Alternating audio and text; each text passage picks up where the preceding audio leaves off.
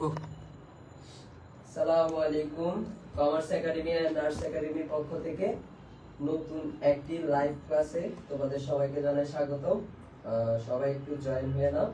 আজকে হচ্ছে আমরা টপিকটা পরে বলতেছি, আগে একটু সবাই শেয়ার করে নেই।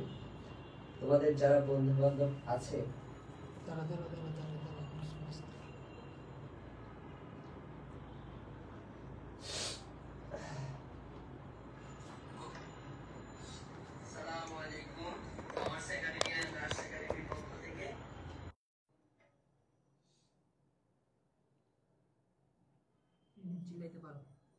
চিল্লাইতে পারি?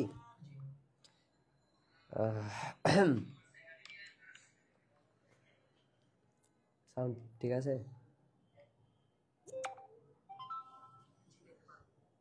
চিল্লাইতে পারি?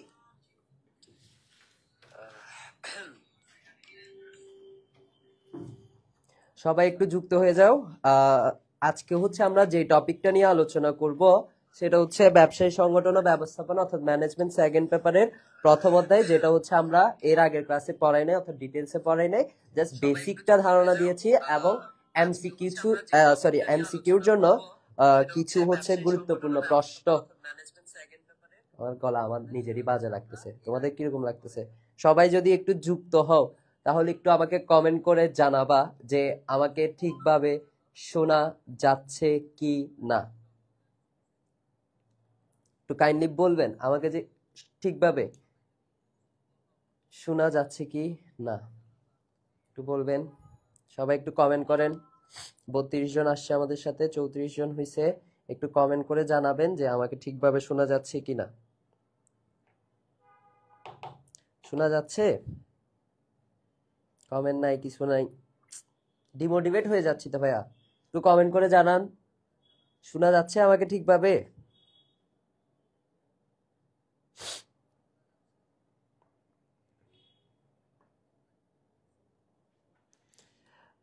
আপনারা যদি বলেন তাহলে আজকের ক্লাসটা এখান থেকে আমি শুরু করতে পারি। কি আমার এখানে কমেন্ট দেখা যাচ্ছে না নাকি তোমরা কেউ কমেন্ট করতেছো না? এটা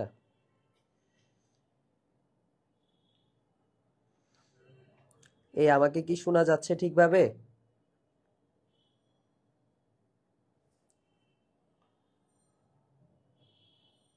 জি স্যার শোনা যাচ্ছে, একজন বলছে।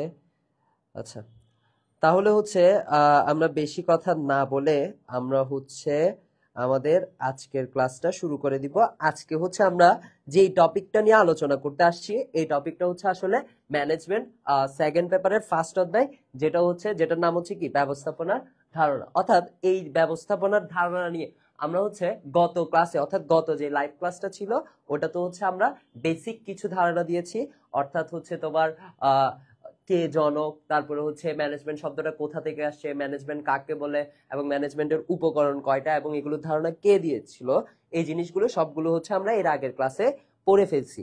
আজকে হচ্ছে আমরা ওই যে 7টা কাজ অর্থাৎ একটা গল্প আকারে পড়াইছিলাম না, হেনরি ফায়োলের 2টা মেয়ে ছিল। একটু যদি আমি মনে করাই দিই, হেনরি ফায়োলের কয়টা মেয়ে ছিল? 2টা মেয়ে ছিল। একটা হচ্ছে নাম কি ছিল? বড় মেয়ের নাম ছিল হচ্ছে পশকনি। কি ছিল? পশকনি ছিল। এবং ছোট মেয়ের নাম কি ছিল? প্রেষণী ছিল। ছোট মেয়ের নাম কি ছিল? প্রেষণী ছিল। তো ওদের ওই রিলেটেড যে কথাগুলো ছিল যে ব্যবস্থাপনার কার্যাবলী, টোটাল কয়টা বলছি আমি? 7টা বলছি। টোটাল কয়টা কাজ বলছি? 7টা। ভাইয়ার ফ্লাওয়ার্স নেই, বুঝি না ভাইয়া। ফ্লাওয়ার্স নেই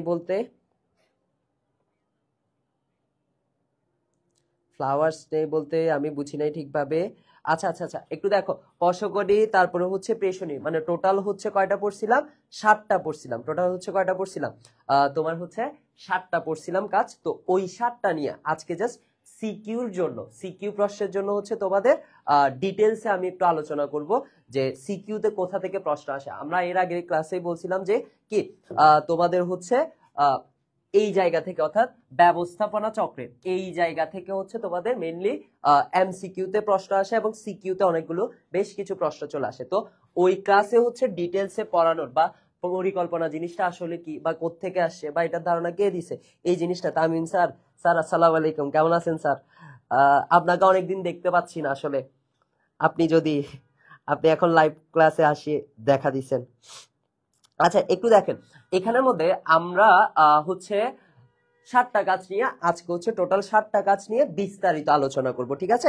এখান থেকে হচ্ছে আমাদের সিকিউতে প্রশ্ন আসবে। তো কথা আর বলবো না, কথা বলে সময় নষ্ট করবো না। একটু দেখো এখানের মধ্যে যে ব্যবস্থাপনার কার্যাবলী দেওয়া আছে, টোটাল কাজ বলছি আমরা 7টা। টোটাল কয়টা কাজ বলছি? 7টা। এই দেখো এটাকে কি নামকরণ করছে? পোস্ট কোড নামকরণ করছে। দেখো প্রথম কাজ হচ্ছে পোস্টের পি দিয়ে হচ্ছে প্ল্যানিং, অর্থাৎ যে কোনো কাজ আমরা যখন শুরু করতে যাব তখন অবশ্যই একটা পরিকল্পনা করতে হবে। আমাদের কি করতে হবে? পরিকল্পনা। আমরা জানি পরিকল্পনা ছাড়া যখনই আমরা কোনো কাজ করতে যাই তখনই হচ্ছে আমাদের সামনে বাধার সৃষ্টি হয়, যার কারণে হচ্ছে ব্যবস্থাপনার সর্বপ্রথম যে কাজটা সেটা হচ্ছে কি করা?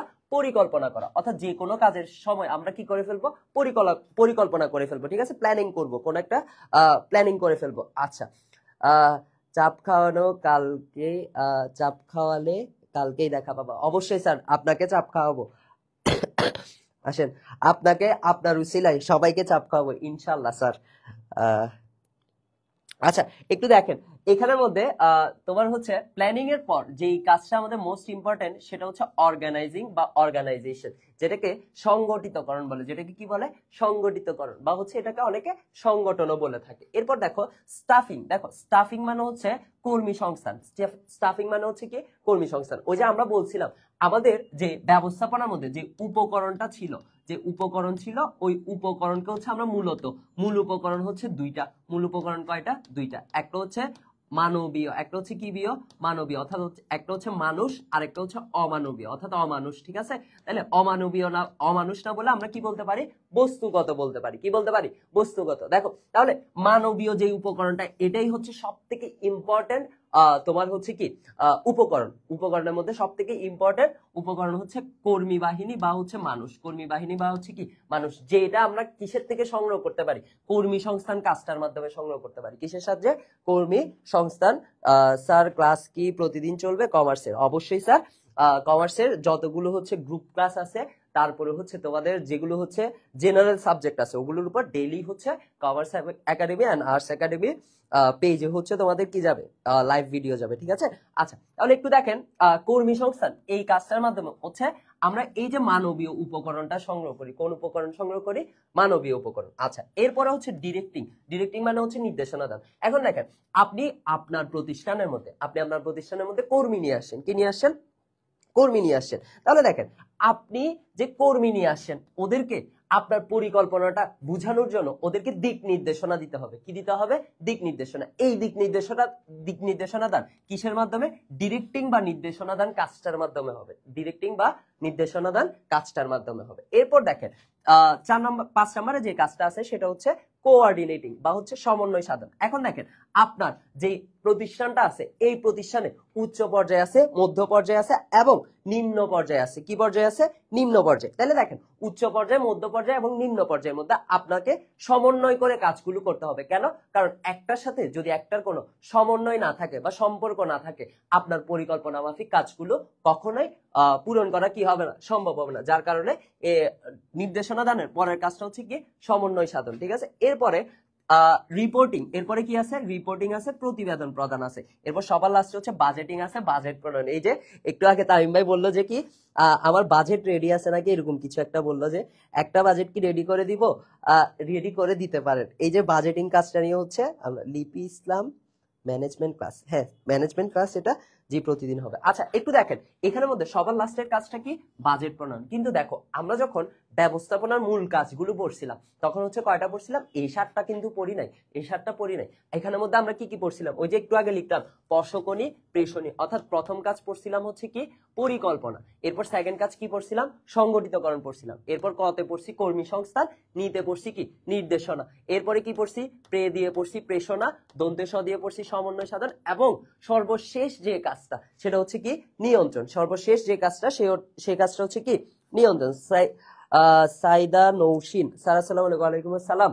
আচ্ছা একটু দেখেন এখানের মধ্যে যদি আপনার এমসিকিউতে প্রশ্ন আসে, প্রশ্নটা কিরকম আসবে, যদি আপনাকে বলে ব্যবস্থাপনার সর্বপ্রথম ও সব থেকে গুরুত্বপূর্ণ কাজ কোনটা, তখন তোমার অ্যান্সার কি হবে, পরিকল্পনা হবে। কি হবে, পরিকল্পনা। এরপর এখান থেকে আরেকটা প্রশ্ন আসে এরকম যে ব্যবস্থাপনার শেষ কাজ কোনটা, তখন তোমার কি বলতে হবে, দ্বন্দ্ব নরস্বীকার নেই, নিয়ন্ত্রণ বলতে হবে। কি বলতে হবে, নিয়ন্ত্রণ বলতে হবে। এটা কি ফার্স্ট ইয়ারের না ভাইয়া, এটা হচ্ছে সেকেন্ড ইয়ারের, এটা হচ্ছে সেকেন্ড ইয়ারের ক্লাস। মূলত ফার্স্ট ইয়ারে ফার্স্ট পেপারটাই আমরা প্রেফার করি। আচ্ছা স্যার এগুলো কোন ইয়ারে, এগুলো হচ্ছে স্যার সেকেন্ড ইয়ারে এগুলো হচ্ছে সেকেন্ড ইয়ারের সেকেন্ড পেপারের ফার্স্ট অধ্যায়। আচ্ছা আচ্ছা একটু দেখেন এখানের মধ্যে লাস্টে যে নিটা আছে এটা সর্বশেষ কাজ, মানে হচ্ছে যখন তোমাকে বলবে এমসিকিউতে সর্বশেষ কাজ কি, তখন তোমার অ্যান্সার কি হবে, নিয়ন্ত্রণ হবে। এরপর দেখো আরেকটা কথা যদি তোমাকে বলে যে নিয়ন্ত্রণের পরবর্তী কাজ কোনটা, দেখো নিয়ন্ত্রণ কাজ করার পর কিন্তু থেমে থাকে না, আবার ওই নিয়ন্ত্রণের মধ্যে যদি কোনো ভুল ত্রুটি থাকে তাহলে পুনরায় আবার কি করতে হয়, পরিকল্পনা করতে হয়, বা তোমার পরিকল্পনা যেটা আছে এটার মধ্যে ভুল ত্রুটি থাকার কারণে নিয়ন্ত্রণ করার পর দেখা যায় যে আসলে পরিকল্পনাটার মধ্যে ভুল ত্রুটি আছে এবং এটা সংশোধনের কি নিতে হয়, ব্যবস্থা নিতে হয়। তাহলে তোমাকে যদি বলে নিয়ন্ত্রণের পরবর্তী কাজ কোনটা, তাহলে ঘুরে কোথায় চলে আসবে, পরিকল্পনাতে চলে আসবে। কোথায় চলে আসবে, পরিকল্পনাতে। তাইলে একটু দেখো এখানের মধ্যে তিনটা এমসিকিউ আমি বলছি, যদি তোমাকে বলে ব্যবস্থাপনার প্রথম কাজ কোনটা বা সব থেকে গুরুত্বপূর্ণ প্রথম কাজ কোনটা, তখন তোমার অ্যান্সার হবে পরিকল্পনা। এরপরে যদি তোমাকে বলে যে নিয়ন্ত্রণ কাজটা কত নাম্বার, তখন তোমার বলতে হবে 7 নাম্বার কাজ এবং সর্বশেষ কাজ, সর্বশেষ ও সর্ব গুরুত্বপূর্ণ কাজ। আচ্ছা এরপরে দেখেন যদি আপনাকে বলে নিয়ন্ত্রণের পরবর্তী কাজ কোনটা, তখন তোমার অ্যান্সার কি হবে, পরিকল্পনা হবে। কি হবে, পরিকল্পনা। এরকম করতেছেন কেন স্যার, আপনি একটু আসবেন দেখা দিবেন। আপনি তো শুভকামনা জানাই ফেলছেন এসএসসি 26 ব্যাচের যারা আপনার হচ্ছে ইয়াতে আছে, কি বলে যে টেস্ট টেস্ট যারা দিবে। আমার তো জানা হয় না, আমাদের কি উচিত না এখন জানিয়ে দিব, এটা তো এইচএসসি জানাইতে পারবো। এসএসসি যারা ছোট ভাই বোন আছে, আচ্ছা তোমাদের যারা ছোট ভাই বোন এসএসসি 26-এর পরীক্ষা দিবে ওদের সবার জন্য শুভকামনা, কারণ হচ্ছে ওদের কালকে আগামীকাল থেকে হচ্ছে ওদের টেস্ট পরীক্ষা শুরু হবে এবং আমাদের যারা এসএসসি একাডেমির স্টুডেন্ট আছে তাদের সবাইকে শুভ কামনা। আচ্ছা তাহলে একটু দেখেন তিনটা এমসিকিউ আরেকবার একটু বলি, এই তৈত স্যার এসে আমার একটু ডিস্টার্ব করে দিয়েছে। অবশ্যই বাসে যাবো আজকে, চিকেন খাওয়াবো বলছো না, আচ্ছা খাওয়া বললে আমি আগে।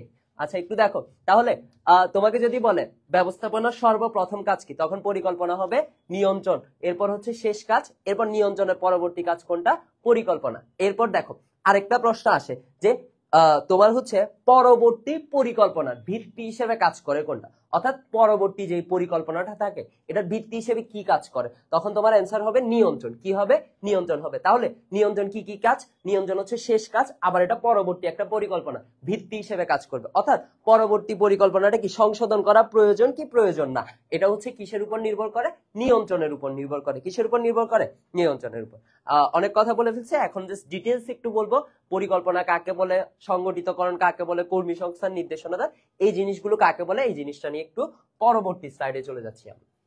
দেখো পরবর্তী স্লাইডের মধ্যে আমার যেটা আছে সেটা হচ্ছে প্ল্যানিং বা হচ্ছে পরিকল্পনা প্রণয়নের ধারণা। একটু দেখো পরিকল্পনা জিনিসটা হচ্ছে আমার ভবিষ্যৎ কার্যক্রমে, অর্থাৎ ভবিষ্যতে যে কাজগুলো আমরা করতে যাব ওগুলোর দিক নির্দেশনা হিসেবে কাজ করবে। কি হিসেবে কাজ করবে, দিক নির্দেশনা বা গাইডেন্স হিসেবে কাজ করবে। একটু দেখো ব্যবস্থাপনা প্রক্রিয়ার সর্বপ্রথম ও মূল কাজ হচ্ছে পরিকল্পনা প্রণয়ন করা। পরিকল্পনা কি করতে হবে, প্রণয়ন করতে হবে, সর্বপ্রথম এবং সব থেকে গুরুত্বপূর্ণ কাজ। এরপর দেখো প্রতিষ্ঠানের কাঙ্ক্ষিত লক্ষ্য অর্জনের জন্য ভবিষ্যতে প্রতিষ্ঠানে কি কাজ করা হবে, কে করবে, কিভাবে করা হবে, কখন করা হবে, এইসব বিষয়ে আগে থেকে সিদ্ধান্ত নেওয়াকে নকশা বা কর্মসূচি পরিকল্পনাকে পরিকল্পনা প্রণয়ন বলে। তাহলে দেখো এখানের মধ্যে তুমি ভবিষ্যৎ কার্যক্রমে ভবিষ্যতে যে কাজগুলো করতে যাবা ওগুলোর জন্য হচ্ছে আগাম কিছু সিদ্ধান্ত নিতে হয়, অর্থাৎ পূর্বেই কিছু সিদ্ধান্ত নিতে হয়। এই সিদ্ধান্ত সবগুলো সিদ্ধান্তকে হচ্ছে আমরা কি বলি,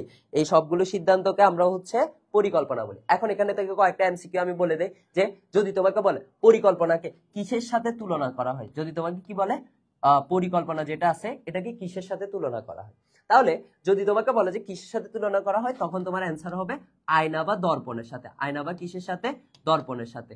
এরপর পরিকল্পনাকে আর কি কি বলা যায়, আর কি কি বলা যায়, দেখো আমার যেটা হচ্ছে তোমার কোন একটা ভ্রমণকারী যাচ্ছে, এখন ভ্রমণকারীর জন্য পরিকল্পনা কি রূপ কাজ করবে, কোনটা ভ্রমণকারীর জন্য পরিকল্পনা হিসেবে কাজ করবে, তখন তোমাকে বলতে হবে ভ্রমণকারীর জন্য এটা রোড ম্যাপ হিসেবে কাজ করে। কি হিসেবে কাজ করে?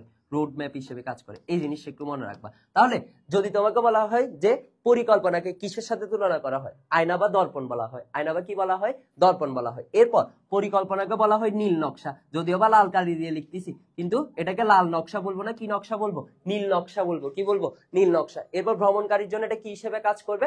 রোড ম্যাপ হিসেবে কাজ করবে। আশা করি এই জিনিসটা, এই তিনটা এমসিকিউ বুঝা গেছে। বুঝা গেছে স্যার? বুঝা গেছে?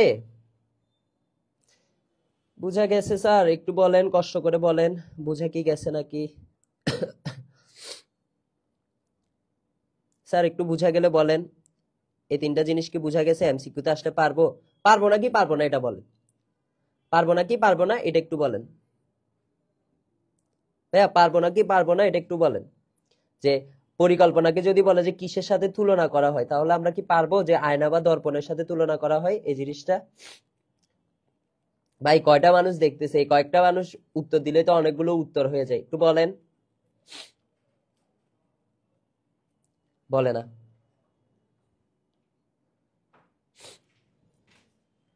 ভাইয়া পারা যাবে?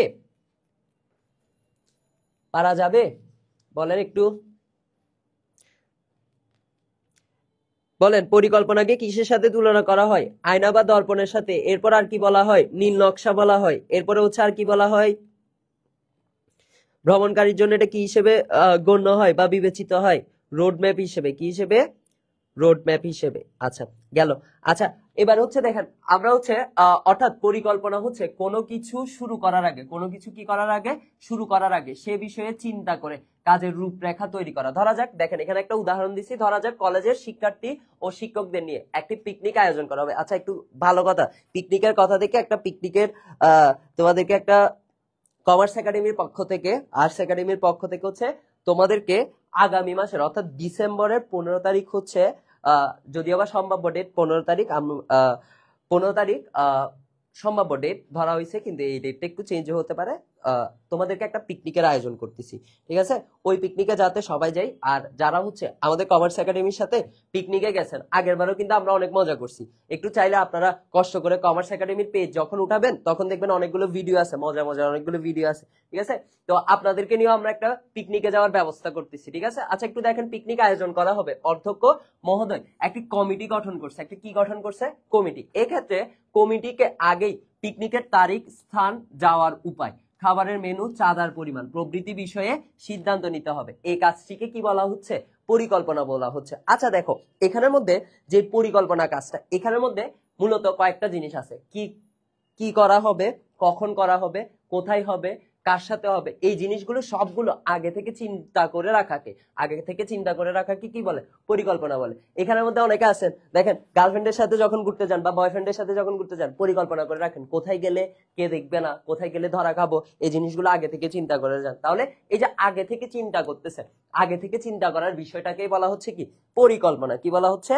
পরিকল্পনা বলা হচ্ছে। আচ্ছা তাহলে আশা করি এই পরিকল্পনা রিলেটেড প্রশ্নগুলো আসলে পারবেন, বা এটা যখন তোমার হচ্ছে ব্রডলি ডিফাইন করতে বলবে তখন হচ্ছে পারা যাবে। আচ্ছা এরপরেরটাতে যাই। এরপরে দেখেন কি আছে, এরপরে আছে হচ্ছে সংগঠিতকরণ। কি আছে? সংগঠিতকরণ। দেখেন প্রতিষ্ঠানের কার্যাবলীকে প্রকৃতি অনুযায়ী বিভিন্ন বিভাগ ও দায়িত্ব নির্ধারণ, বিভিন্ন বিভাগ ও দায়িত্ব নির্ধারণ এবং উপবিভাগে বিভক্তকরণ, যোগ্যতার আলোকে কর্মীদের কর্তৃত্ব, পারস্পরিক সম্পর্ক নির্ধারণ করাকে কি বলে? সংগঠিতকরণ বলে। আচ্ছা সংগঠিতকরণ বলতে মূলত কি জিনিসটা বুঝাচ্ছি একটু আমি বলি, যে ব্যবস্থাপনার স্তর যেটা আছে, হ্যাঁ ব্যবস্থাপনার স্তরকে আমরা যখন এর আগের ক্লাসে ভাগ করছিলাম, কয় ভাগে ভাগ করছিলাম? ব্যবস্থাপনার স্তরকে 3 ভাগে ভাগ করছিলাম। কয় ভাগে ভাগ করছিলাম? 3 ভাগে। একটা হচ্ছে উচ্চ পর্যায়ে, একটা হচ্ছে কি পর্যায়ে? উচ্চ পর্যায়ে, আরেকটা হচ্ছে মধ্য পর্যায়ে, আরেকটা হচ্ছে সবার লাস্টে কি পর্যায়ে? নিম্ন পর্যায়ে। এখন একটু দেখেন উচ্চ পর্যায়ে, মধ্য পর্যায়ে, নিম্ন পর্যায়ে, এখানে অনেক ধরনের মানুষ কাজ করে। অনেক ধরনের কি কাজ করে? মানুষ কাজ করে। তাহলে এই যে অনেক ধরনের মানুষ, ওদের কিন্তু কাজের ক্ষমতা বা সক্ষমতা একই না, বা সবাই একই পরিমাণ কাজ করতে পারে না। যার কারণে হচ্ছে সংগঠিতকরণ যে কাজটা আছে ব্যবস্থাপনার, এটার মাধ্যমে ওদের দায় দায়িত্ব কি করে দেওয়া হয়? ভাগ করে দেওয়া হয়। দায় দায়িত্ব কি করে দেওয়া হয়? ভাগ করে দেওয়া হয় যোগ্যতা এবং কি অনুযায়ী? দক্ষতা অনুযায়ী। যোগ্যতা এবং কি অনুযায়ী? দক্ষতা অনুযায়ী। আচ্ছা এরপর দেখেন, অর্থাৎ পরিকল্পনা বাস্তবায়নের জন্য প্রয়োজন বস্তুগত ও অবস্তুগত উপকরণ, এবং সম্পদের সমন্বয় হলো কি সংগঠিতকরণ, অর্থাৎ তোমার যোগ্যতা অনুযায়ী সবকিছু তোমাকে কি করে দিবে, ভাগ করে দিবে। এবার একটু দেখো, এখানে আরেকটা উদাহরণ আছে। একটি কলেজে বাংলা, ইংরেজি, আইসিটি, ব্যবস্থাপনা, হিসাব বিজ্ঞান, ফিন্যান্স, মার্কেটিং, এই 7টি বিভাগ আছে।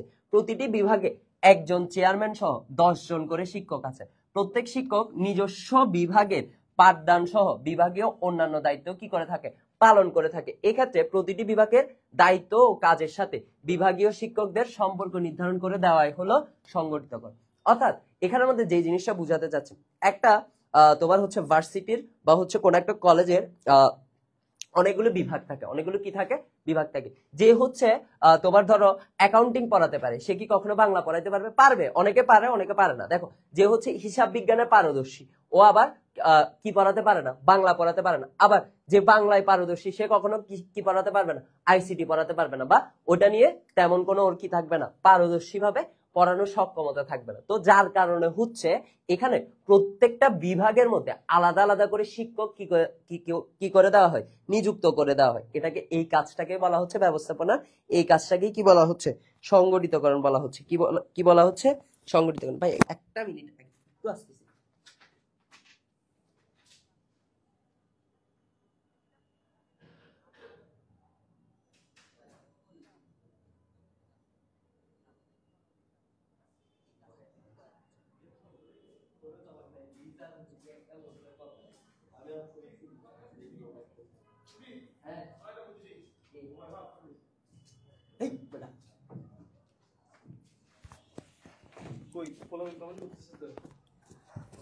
হ্যাঁ হ্যাঁ, স্যার এগুলো কোন ইয়ার? ওয়ালাইকুম আসসালাম। ওদেরকে মেনশন দিতে বলো। এই তোমাদের স্যার রাত 10টা বাজে, তোমাদের জন্য ক্লাস নিচ্ছে এত কষ্ট করে, তোমরা একটু মেনশন দিবা না তোমাদের বন্ধু বান্ধবদেরকে? না না, কষ্ট পাচ্ছি আমি ডিমোটিভেট হয়ে যাচ্ছি। ও ডিমোটিভেট হয়ে যাচ্ছে না, তোমরা একটু মেনশন দিবে।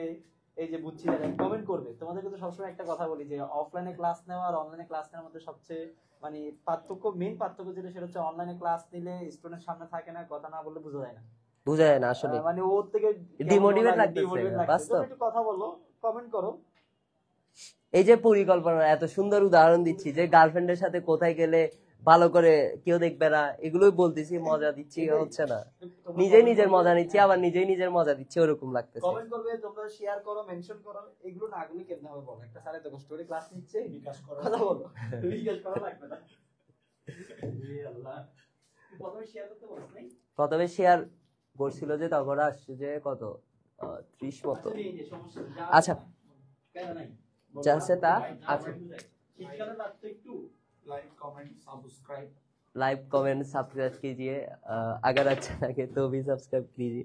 আচ্ছা, তাহলে একটু দেখো, আমরা হচ্ছে এই যে সংগঠিতকরণের কাজ যেটা আছে, এই কাজটা হচ্ছে তোমার উচ্চ স্তর, মধ্য স্তর, নিম্ন স্তর, এই 3টা স্তরের মধ্যে যে মানুষগুলো থাকবে ওদেরকে দক্ষতা এবং যোগ্যতা অনুযায়ী কি করে দিতে হবে, কাজ ভাগ করে দিতে হবে। এটাকে বলা হচ্ছে কি কাজ, সংগঠিতকরণ। ঠিক আছে। আচ্ছা, এরপরের স্লাইডে একটু আমরা যাই। সংগঠিতকরণের পরে আমরা জানি অবশ্যই কোন কাজটা, কর্মী সংস্থান কাজটা আছে। এখানের মাধ্যমে এই যে কর্মী সংস্থান কাজ যেটা আছে, এই কর্মী সংস্থান কাজটার মাধ্যমে হচ্ছে আমরা কি করি, ওই যে কর্মীদের যে সংগ্রহ করে নিয়ে আসা, অর্থাৎ একটা প্রতিষ্ঠানে নিয়োগ দিয়ে কাজ আদায় করে দেওয়া, ওই কাজটা হচ্ছে কিসের মাধ্যমে হয়, তোমার কর্মী সংস্থান কাজটার মাধ্যমে। একটু দেখো, প্রতিষ্ঠানের প্রয়োজনীয়, দেখো এখানে হচ্ছে কর্মী সংস্থান যে কাজটা আছে, এখানে মূল কাজ হচ্ছে 3টা। প্রথমে হচ্ছে তুমি কর্মী সংগ্রহ করবা। কর্মী কি করবা, সংগ্রহ, অর্থাৎ কিছু চাকরি প্রার্থী মানুষ থাকবে, ওগুলোকে হচ্ছে নির্বাচন প্রক্রিয়ায় নিয়ে আসার জন্য তোমার যে কাজটা সর্বপ্রথম করতে হয় সেটা হচ্ছে কর্মী সংগ্রহ করা। এরপর সংগ্রহ করার পরে যারা আবেদন করছে ওদেরকে হচ্ছে কিছু পরীক্ষা নিরীক্ষার মাধ্যমে যাচাই করার জন্য নির্বাচন কাজটা করতে হয়। কি কাজটা করতে হয়, নির্বাচন করতে হয়। এরপর সবার লাস্টে যারা হচ্ছে ওই পরীক্ষাগুলোতে উত্তীর্ণ হবে বা হচ্ছে ওই পরীক্ষাগুলোতে ভালো করবে, তাদেরকে হচ্ছে আমি আমার প্রতিষ্ঠানে কি দিব, নিয়োগ দিব। মূলত কর্মী সংস্থান কাজটা হচ্ছে এই 3টা কাজের সমষ্টি, অর্থাৎ সংগ্রহ, কর্মী প্রথমে কি করতে হবে, সংগ্রহ করতে হবে, এরপরে নির্বাচন করতে হবে এবং সবার লাস্টে নিয়োগ করতে হবে। কি করতে হবে, নিয়োগ করতে হবে। কিন্তু দেখো, এই যে নিয়োগ কাজটা করছো, নিয়োগ করার পর কি তুমি থেমে যাইলে পারবা? অবশ্যই পারবা না। তোমার আরো কি করতে হবে, তোমার কর্মী যেগুলোকে তুমি নিয়ে আসবা ওগুলোকে হচ্ছে প্রশিক্ষণের মাধ্যমে উন্নয়নের ব্যবস্থা করতে হবে। কিসের ব্যবস্থা করতে হবে, উন্নয়নের ব্যবস্থা করতে হবে। তাহলে একটু দেখো, প্রতিষ্ঠানের প্রয়োজনীয় কর্মী সংখ্যা ও প্রাপ্তির উৎস নির্ধারণ, সংগ্রহ, নির্বাচন, নিয়োগ, তারপরে হচ্ছে প্রশিক্ষণ, তারপরে হচ্ছে উন্নয়ন, মূল্যায়ন, পারিশ্রমিক নির্ধারণ প্রভৃতি কাজকে কর্মী সংগ্রহ, নির্বাচন, নিয়োগ কাজকে হচ্ছে কি বলে? কর্মী সংস্থান বলে। সাইডের মধ্যে ভুল আসছে। আচ্ছা, এরপর দেখো, প্রতিষ্ঠানে কর্মী বা জনবলের যোগ্যতা ও আন্তরিকতার উপর সাফল্য নির্ভর করে। কি নির্ভর করে? সাফল্য। এই যে একটু আগে বললাম কর্মী সংস্থান কাজটা হচ্ছে তোমার কি সব থেকে ইম্পর্টেন্ট কাজ, কারণ এটার মাধ্যমে হচ্ছে আমাদের মূল উপকরণ যেটা আছে, এই মানবীয় উপকরণ যেটা আছে, ওই মানবীয় উপকরণটা কি করা হয়? সংগ্রহ করে আনা হয়। আচ্ছা, ঠিক আছে। এরপর দেখেন একটু, প্রতিষ্ঠানের কর্মী বা জনবলের যোগ্যতা ও আন্তরিকতার উপর প্রতিষ্ঠানের সাফল্য নির্ভর করে। আবার অদক্ষ ও অযোগ্য কর্মী নিয়োগে প্রতিষ্ঠানকে দীর্ঘমেয়াদে কুফল ভোগ করতে হয়। অর্থাৎ তুমি যদি নিয়োগ প্রক্রিয়াটা বা সংগ্রহ, নির্বাচন, নিয়োগ এই তিনটা কাজ ঠিকভাবে না করে কোন একটা কর্মীকে তুমি কি করো, তোমার প্রতিষ্ঠানে নিয়ে আসো, তাহলে হচ্ছে তোমার কুফল ভোগ করতে হবে। ঠিক আছে। আসসালামু আলাইকুম স্যার। ওয়ালাইকুম সালাম। জাহিদ ভাই আসসালামু আলাইকুম। আচ্ছা, একটু দেখেন এখানের মধ্যে একটা উদাহরণ দিচ্ছি। কমার্স একাডেমি লিমিটেডের উৎপাদন বিভাগের জন্য 7 জন সহকারী উৎপাদন ব্যবস্থাপক প্রয়োজন। আচ্ছা দেখো, এই যে 7 জন কর্মী লাগতেছে, এটা হচ্ছে আমি কাকে জানাবো? এটা হচ্ছে আমি জানাবো হচ্ছে মানব সম্পদ বিভাগকে। অর্থাৎ প্রত্যেকটা প্রতিষ্ঠানে একটা মানব সম্পদ ব্যবস্থাপনা বিভাগ থাকে। মানব সম্পদ কি থাকে? ব্যবস্থাপনা। ওই যে আমরা একটু ব্যবস্থাপনার জনকের মধ্যে পড়ছিলাম, মানব সম্পদ ব্যবস্থাপনার জনক কে ছিল? এলটন মেও ছিল। এলটন কে ছিল? মেও ছিল। এই যে প্রত্যেকটা প্রতিষ্ঠানে মানব সম্পদ একটা ব্যবস্থাপনা বিভাগ থাকে, ওই বিভাগকে জানাইতে হবে যে কি আমার 7 জন কর্মী লাগবে। তারপরেও হচ্ছে ওরা কি কাজটা করে? কর্মী সংস্থানের প্রথম কাজ সংগ্রহ, তারপরে হচ্ছে নির্বাচন, নিয়োগ, এই কাজগুলো করতে পারে। স্যার, কালকের ম্যানেজমেন্ট এক্সামের প্রিপারেশন নিয়ে বলেন। কালকে কোথায় ম্যানেজমেন্ট পরীক্ষা একটু বলেন আমাকে, তারপরে আমি ওইটাই রিলেটেড বলবো। এখানে ম্যানেজমেন্ট, আচ্ছা কালকে ম্যানেজমেন্ট এক্সাম এখানে আছে। এখানে আসলে যদি আমি বলি চকবাজারে যে পরীক্ষাটা দিবা, যদি তুমি কিছু পড়ে থাকো তাহলে যা পড়ছো তা পড়ে চলে আসো। আর যদি কিছু না পড়ে থাকো তাহলে হচ্ছে এরকম করে দুই হাত ধরো এবং আল্লাহর কাছে দোয়া করো যাতে তুমি ভালোভাবে লিখতে পারো এবং হচ্ছে ভালো একটা ফলাফল আনতে পারো। মোটিভেশন এগুলো বলবো না। তোমার একটি এক্সাম কখনো কি করতে পারো না, তোমার ফিউচার ডিপেন্ড করতে, সরি কি বলে যেটা ডায়লগ কিরকম যেটা ভুলে গেছি, এরকম একটা হবে। আচ্ছা, কালকে হচ্ছে ওই যে মূলত তোমাদের যে পরীক্ষাটা সেটা হচ্ছে 2টা অধ্যায়ের উপর, পঞ্চম অধ্যায় আর হচ্ছে ষষ্ঠ অধ্যায়। ওখানের মধ্যে পঞ্চম অধ্যায় যেটা আছে ওটা হচ্ছে কি রিলেটেড, তোমার হচ্ছে নেতৃত্ব রিলেটেড। অর্থাৎ ওখানের মধ্যে ষষ্ঠ অধ্যায় যেটা আছে ওটা হচ্ছে নেতৃত্ব রিলেটেড। ওখানের মধ্যে জাস্ট 2টা জিনিস পড়লে হবে, গণতান্ত্রিক নেতৃত্ব, স্বৈরতান্ত্রিক নেতৃত্ব। সিকিউ লিখতে পারবা, ঠিক আছে। তারপরে হচ্ছে তোমার এমসিকিউর জন্য ওই যে ক্ষমতার ভিত্তিতে, তারপরে হচ্ছে তোমার বিচারের ভিত্তিতে অনেকগুলো ভাগে ভাগ করছে না, ওই যে ভাইয়া ম্যানেজমেন্ট নাম্বার কম দিলে খুব রাগ করব কিন্তু। আচ্ছা, তোর নাম লেখা জায়গা আছে না ওখানে? হ্যাঁ, তোর নামটা একটু ভালো করে লিখবি, আমি তোকে নাম্বার বাড়াই দিব। তুই আমাকে কিছু খাওয়াই দিস, তাহলে আমি নাম্বার বাড়াই দিব, অবশ্যই বাড়াই দিব। হ্যাঁ, এখনই 100 টাকা বিকাশ করুন, ওই যে তহিদ স্যার বললো। আচ্ছা, একটু দেখেন তাহলে, একটু আমি দেখি যে কাঙ্ক্ষিত যোগ্যতা উল্লেখ করে পত্রিকায় বিজ্ঞপ্তি দেওয়া হলো। তাহলে দেখো, বিজ্ঞপ্তি যখনই আমরা দিছি তখন আমরা কর্মী সংগ্রহের কাজটা কিন্তু কি করে দিছি? শুরু করে দিছি। এতে শতাধিক প্রার্থী কি করছে? আবেদন করছে। তাদের মধ্য থেকে যোগ্যতার ভিত্তিতে 7 জনকে বাছাই করে নিয়োগ ও প্রশিক্ষণ দেওয়া হলো। আচ্ছা, তাইলে দেখো এখানের মধ্যে কয়েকটা কাজ চলে আসছে কিন্তু। দেখো, যখনই আমি বিজ্ঞপ্তি দিছি তখনই হচ্ছে আমি কোন কাজটা শুরু করে দিছি?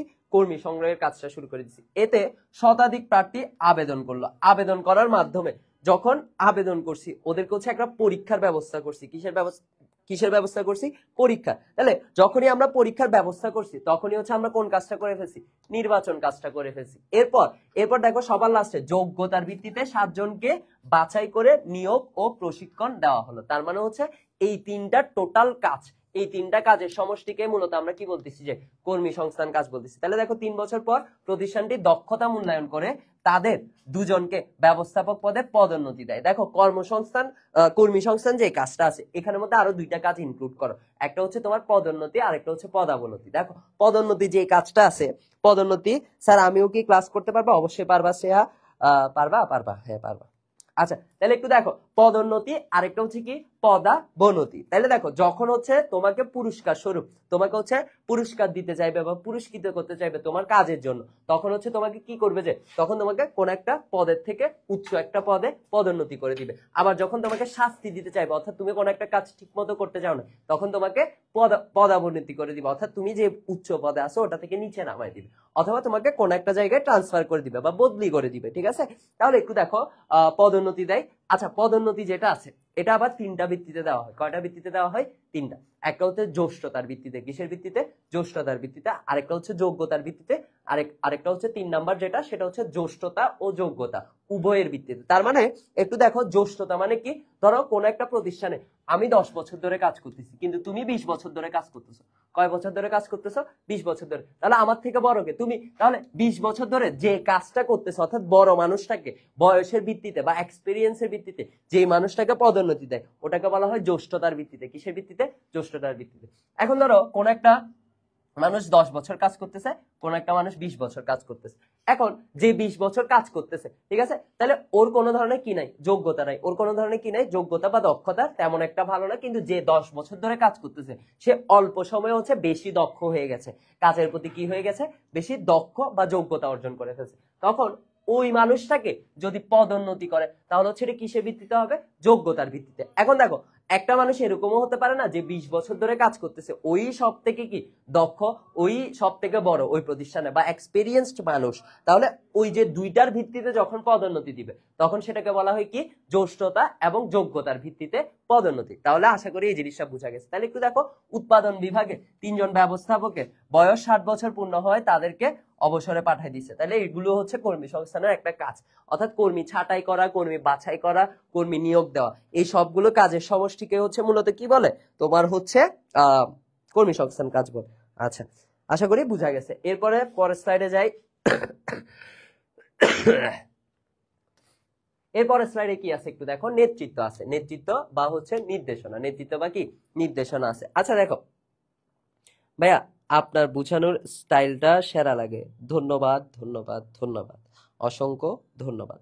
আচ্ছা একটু দেখো, তোমার হচ্ছে এখানে যে কাজটা আছে সেটা হচ্ছে কি নেতৃত্ব ও নির্দেশনা। নেতৃত্ব কি আছে? নির্দেশনা আছে। তাইলে একটু দেখো, লক্ষ্য অর্জনে কর্মী বা দেখো নেতৃত্ব যখন আমরা পড়ছিলাম, নেতৃত্ব কাজটা মানে কি? নেতৃত্ব কাজটা মানে হচ্ছে কোন একটা কর্মী থেকে আমি যেভাবে পারি ওভাবে কাজ আদায় করে নিব, যেভাবে পারি ওভাবে কি করে নিব? কাজ আদায় করে নিব। তাহলে যেটা হচ্ছে আমি একজন নেতা করে, নেতৃত্ব কাজটা কে করে? একজন নেতা করে, অর্থাৎ কর্মীদের থেকে কাজ আদায় করে নেওয়ার কৌশলকে কি বলে? নেতৃত্ব বলে। এখন দেখো, নেতৃত্বটা আমরা যখন 9-10-এ পড়ছিলাম, তখন কয় ধরনের নেতৃত্ব পড়ছিলাম? ক্ষমতার ভিত্তিতে 4 ধরনের পড়ছিলাম। কয় ধরনের পড়ছিলাম? 4 ধরনের। সবার প্রথমে হচ্ছে গণতান্ত্রিক নেতৃত্ব। কি নেতৃত্ব?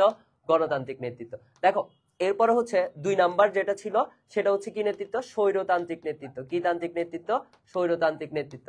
আচ্ছা এরপরে হচ্ছে কি আছে? এরপরে হচ্ছে তোমার মুক্ত নেতৃত্ব আছে। কি নেতৃত্ব আছে? মুক্ত নেতৃত্ব। এরপরে সবার লাস্টে কি আছে? আমলাতান্ত্রিক নেতৃত্ব ছিল। ঠিক আছে, এবার এটা একটু আমি বুঝাই বলি জাস্ট। তো এই যে দেখো, ওই যে কালকে 6ষ্ঠ অধ্যায়ের পরীক্ষা না, 6ষ্ঠ অধ্যায়ের পরীক্ষায় দুইটা জিনিস পড়লে তুমি একদম মাস্ট কমন পাবা। মাস্ট কমন পাবা বলতে কিরকম? এই যে গণতান্ত্রিক নেতৃত্ব আর হচ্ছে এই স্বৈরতান্ত্রিক নেতৃত্ব, এই দুইটা জিনিস পড়ে আসবা, তুমি দেখবা কি একদম 10-এ 10 বা হচ্ছে 10-এ আরো একটু বেশি, সরি 10-এ তো আর বেশি পাওয়া যায় না। আচ্ছা একটু দেখো, নেতৃত্বের মধ্যে দুইটা জিনিস আমি বলে দিই, গণতান্ত্রিক নেতৃত্ব আর হচ্ছে স্বৈরতান্ত্রিক নেতৃত্ব।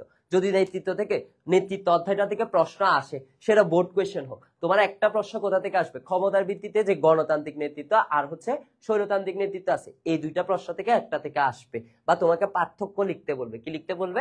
পার্থক্য লিখতে বলবে। এছাড়াও যদি নির্দেশনা থেকে প্রশ্ন আসে, তখনও সেম প্রশ্ন আসবে, পরামর্শমূলক নির্দেশনা। পরামর্শমূলক নার আরেক নাম হচ্ছে গণতান্ত্রিক নির্দেশনা। ঠিক আছে, এই জিনিসটা থেকে প্রশ্ন আসবে, মানে ঘুরে ফিরে গণতান্ত্রিক স্বৈরতান্ত্রিক, গণতান্ত্রিক স্বৈরতান্ত্রিক, এই ইয়াটা থেকে হচ্ছে তোমার কি আসবে? প্রশ্ন আসবে। ভাই স্বৈরতান্ত্রিকটা বুঝাই দেয়? হ্যাঁ ভাইয়া বলতেছি, দুইটাই বুঝাই দিচ্ছি। দেখো এখানের মধ্যে নেতৃত্ব মানে হচ্ছে কি থাকবে? একজন নেতা থাকবে। একজন কি থাকবে? নেতা। তাহলে দেখো, যে কোনো ধরনের নেতৃত্ব, সেটা গণতান্ত্রিক হোক, স্বৈরতান্ত্রিক হোক, মুক্ত নেতৃত্ব হোক, আমলাতান্ত্রিক নেতৃত্ব হোক, একজন কি থাকবে? নেতা থাকবে। এবং ওর অধীনে কিছু কি থাকবে? কর্মী থাকবে। কিছু কি থাকবে? কর্মী থাকবে। তাহলে একটু দেখো, গণতান্ত্রিক নেতৃত্ব যখন হচ্ছে একজন নেতা কোন একটা সিদ্ধান্ত নেওয়ার সময় একক সিদ্ধান্ত, একটু ভালো করে শুনো, একক সিদ্ধান্ত নেওয়ার ক্ষমতা থাকার পরেও কর্মীদের থেকে পরামর্শ গ্রহণ করবে, পরেও কি গ্রহণ করবে? পরামর্শ। অর্থাৎ এখানে অনেকে মনে করে যে কি গণতান্ত্রিক নেতৃত্বে যে নেতাটা থাকে ও হচ্ছে একক সিদ্ধান্ত নিতে পারে না। অবশ্যই একক সিদ্ধান্ত নিতে পারে, কিন্তু ও হচ্ছে একক সিদ্ধান্ত নেয় না। ও হচ্ছে যখন কোন একটা সিদ্ধান্ত গ্রহণ করতে যায় তখন হচ্ছে কর্মীদের থেকে মাসবি কি নিবে? পরামর্শ নিবে। মাসবি কি নিবে? পরামর্শ। তাহলে যেই নেতৃত্বের মধ্যে নেতা কর্মীদের কাছ থেকে পরামর্শ নিয়ে কোন ধরনের সিদ্ধান্ত গ্রহণ করবে তখন সেই নেতৃত্বটাকে হচ্ছে আমরা কি নেতৃত্ব বলি? গণতান্ত্রিক নেতৃত্ব বলি। এই জিনিসটা একটু মনে রাখবা, এটা হচ্ছে গণতান্ত্রিক নেতৃত্ব। এরপর দেখো ঠিক সেম ভাবে তোমার হচ্ছে স্বৈরতান্ত্রিক নেতৃত্বের মধ্যে একজন কি থাকবে? নেতা থাকবে। একজন কি থাকবে? নেতা থাকবে। এরপর ওর অধীনে হচ্ছে কিছু কর্মী কাজ করবে। কিছু কি কাজ করবে? কর্মী কাজ করবে। এই জিনিসটা একটু বুঝো, স্বৈরতান্ত্রিক নেতৃত্বটা একটু বুঝো। ওয়াকিয়া ইয়াসমিন বলতেছি, এটা উচ্চারণ করতে পারতেছি না, সরি, দুঃখিত। দেখো তাহলে দেখো স্বৈরতান্ত্রিক নেতৃত্বটা একটু বুঝো। দেখো যেখানে একজন কি থাকবে? নেতা থাকবে, এবং ওর অধীনে কিছু কি থাকবে? কর্মী থাকবে। কিছু কি থাকবে? কর্মী থাকবে। তাহলে একটু দেখো, যখন তুমি স্বৈরতান্ত্রিক নেতৃত্ব নিয়ে কথা বলতে যাবা তখন তুমি হচ্ছে নেতা যে থাকবে অর্থাৎ কর্মী থেকে কোনো ধরনের সিদ্ধান্ত নিবে না। ওই নেতারা কি করবে না? কর্মীদের থেকে কোনো ধরনের পরামর্শ, সিদ্ধান্ত গ্রহণের সময় কোনো ধরনের পরামর্শ নিবে না। কোনো ধরনের কি নিবে না? পরামর্শ নিবে না। অর্থাৎ ওরা একক সিদ্ধান্ত দিতে কি করবে? পছন্দ করবে। একক সিদ্ধান্ত বা একক অধিকার খাটাতে কি করবে? পছন্দ করবে। সেই নেতৃত্বটাকে হচ্ছে আমরা কোন নেতৃত্ব বলতেছি? স্বৈরতান্ত্রিক নেতৃত্ব বলতেছি। কোন নেতৃত্ব বলতেছি? স্বৈরতান্ত্রিক নেতৃত্ব। আশা করি এই জিনিসটা একটু বোঝা গেছে। আচ্ছা আরেকবার একটু বলি, যেখানে হচ্ছে যেই নেতৃত্বের মধ্যে একজন নেতা থাকবে এবং ওর অধীনে কিছু কর্মী থাকবে এবং কোন ধরনের সিদ্ধান্ত এককভাবে নেওয়ার ক্ষমতা থাকলেও ও কি করবে? কর্মীদের থেকে পরামর্শ নেওয়ার পরেই হচ্ছে কি করবে? তোমার হচ্ছে সিদ্ধান্ত গ্রহণ করবে। ওইটাকে আমরা কি নেতৃত্ব বলতেছি? গণতান্ত্রিক নেতৃত্ব। আবার দেখো স্বৈরতান্ত্রিক নেতৃত্বের মধ্যে একজন নেতা থাকবে, ওর অধীনে কিছু কর্মী থাকবে এবং কোন ধরনের পরামর্শ অর্থাৎ সিদ্ধান্ত গ্রহণের সময় একক সিদ্ধান্ত দিবে, কোন ধরনের পরামর্শ নিবে না। তাকে হচ্ছে আমরা কি নেতৃত্ব বলতেছি? স্বৈরতান্ত্রিক নেতৃত্ব বলতেছি। ঠিক আছে। গণতান্ত্রিক নেতৃত্বের আরেক নাম হচ্ছে তোমার পরামর্শমূলক নেতৃত্ব। কি নেতৃত্ব? পরামর্শমূলক নেতৃত্ব। আচ্ছা যদি তোমাকে এমসিকিউতে এরকম প্রশ্ন করে যে আচ্ছা একটু বুঝা গেছে নাকি দেখি বলো তো, গণতান্ত্রিক নেতৃত্ব স্বৈরতান্ত্রিক নেতৃত্ব। ওয়াকিয়া তুমি বুঝছো নাকি বলো? আর যারা যারা আছেন দয়া করে আল্লাহর ওয়াস্তে গার্লফ্রেন্ডকে মেসেজ না দিয়ে, বয়ফ্রেন্ডকে মেসেজ না দিয়ে একটু কমেন্টে টাইপ করেন বুঝছি স্যার, এরকম করে একটু টাইপ করেন, ডিমোটিভেট হয়ে যাচ্ছি। আচ্ছা তাহলে গণতান্ত্রিক নেতৃত্ব যেটা আছে এখানের মধ্যে কি করবে? নেতা কর্মীদের থেকে পরামর্শ নিবে, আর ওটার মধ্যে হচ্ছে স্বৈরতান্ত্রিক নেতা কর্মীদের থেকে কি নিবে না? পরামর্শ নিবে না। আচ্ছা দেখি বলতো, যদি তোমাকে এমসিকিউতে এরকম প্রশ্ন করে যে কোন নেতৃত্বের মধ্যে কর্মীরা নেতার প্রতি সন্তুষ্ট থাকে, কি থাকে? সন্তুষ্ট থাকে, তখন তোমার আনসার কোন নেতৃত্ব হবে? গণতান্ত্রিক নেতৃত্ব হবে। কারণ হচ্ছে এখানে যখন কর্মীদেরকে তুমি প্রায়োরিটি দিবা, যখন তুমি কর্মীদেরকে কি দিবা? কোন একটা সিদ্ধান্ত গ্রহণের ক্ষেত্রে প্রায়োরিটি দিবা, তখন অবশ্যই তোমার প্রতি নেতার প্রতি হচ্ছে কর্মীরা কি থাকবে? সন্তুষ্ট থাকবে। তাহলে অসন্তুষ্ট থাকবে কোন নেতৃত্বের মধ্যে? স্বৈরতান্ত্রিক নেতৃত্বের মধ্যে। কোন নেতৃত্বের মধ্যে?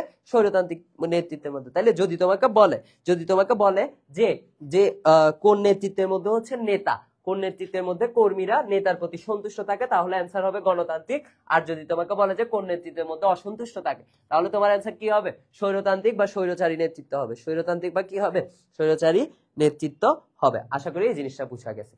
আচ্ছা এবার একটু দেখেন, সবার দুইটা আছে, যদিও বা আমলাতান্ত্রিক থেকে কোনো ধরনের প্রশ্ন তেমন একটা আসে না, মুক্ত নেতৃত্বে আসে। দেখো মুক্ত নেতৃত্ব মানে হচ্ছে একটা প্রতিষ্ঠান কর্মীদের উপর চাপাই দিয়ে তুমি হচ্ছে নেতা হিসেবে খাপছাড়া হয়ে গেছে, অর্থাৎ তুমি ওই প্রতিষ্ঠানটার যে সাফল্যটা আছে ওইটা তুমি কর্মীদের উপর ছেড়ে দিছো। তাহলে ওই নেতৃত্বটার মধ্যে হচ্ছে ওই নেতৃত্বটাকে আমরা কি নেতৃত্ব বলবো? মুক্ত নেতৃত্ব বলবো। তাহলে যেই নেতৃত্বের মধ্যে হচ্ছে নেতা থাকার পরেও ও কার উপর ডিপেন্ডেন্ট? ও হচ্ছে কর্মীদের উপর ডিপেন্ডেন্ট। অর্থাৎ একটা প্রতিষ্ঠানের সাফল্য নেতা যখন নেতৃত্ব দিবে বা নির্দেশনা দিবে তার উপরই নির্ভর করে, কিন্তু মুক্ত নেতৃত্বের মধ্যে ভিন্ন।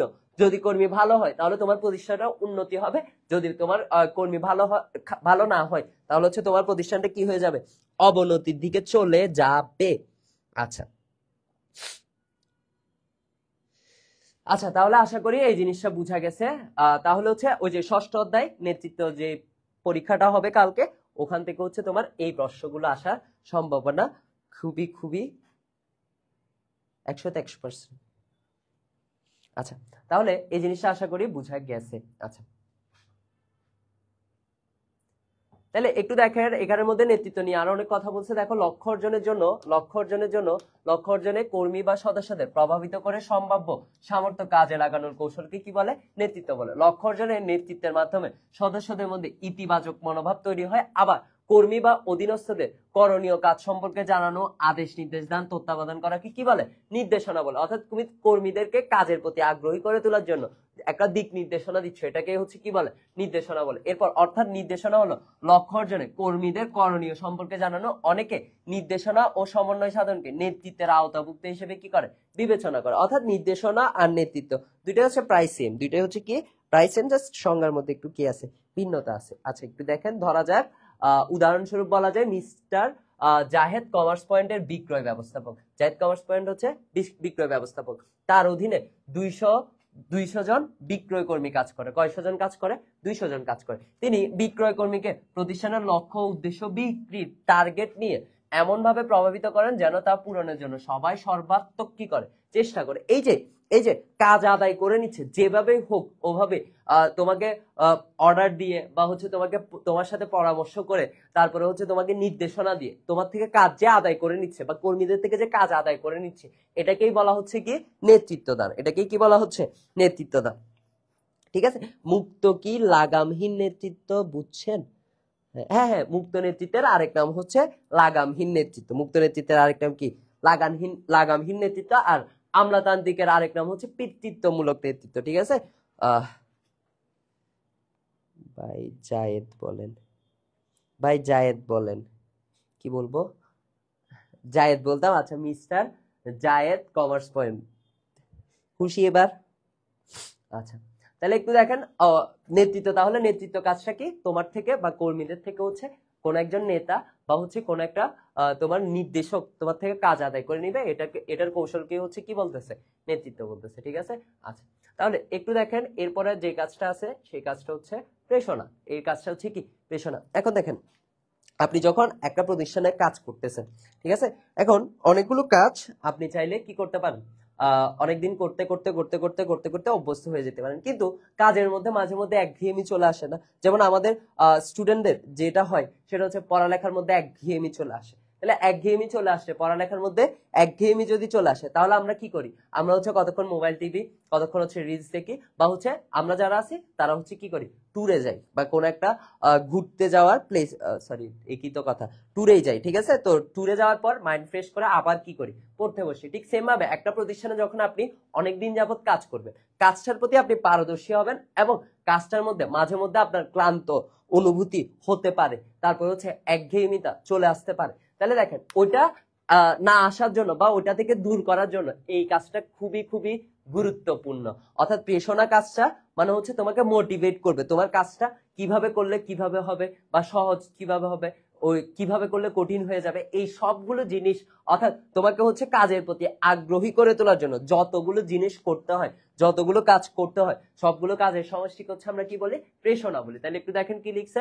সদস্য বা কর্মীদের কার্যক্ষমতার পূর্ণ ব্যবহারের লক্ষ্য। অর্থাৎ কার্যক্ষমতা আছে তোমার, কিন্তু একঘেয়েমিতে আসার কারণে ওটা কোনো কারণে থেমে গেছে। তাহলে কার্যক্ষমতার পূর্ণ ব্যবহারের লক্ষ্যে কাজের প্রতি উৎসাহ উদ্দীপনা সৃষ্টির কাজকে কি বলে? প্রেষণা বলে। প্রেষণার ইংরেজি নাম হচ্ছে মোটিভেটিং। এখান থেকে একটা এমসিকিউ তে প্রশ্ন এরকম আসে যে এমডি ইসমাইল উদ্দিন শাহেদ ভাই আসসালামু আলাইকুম। ওয়ালাইকুম আসসালাম ইসমাইল ভাই, ভালো আছেন?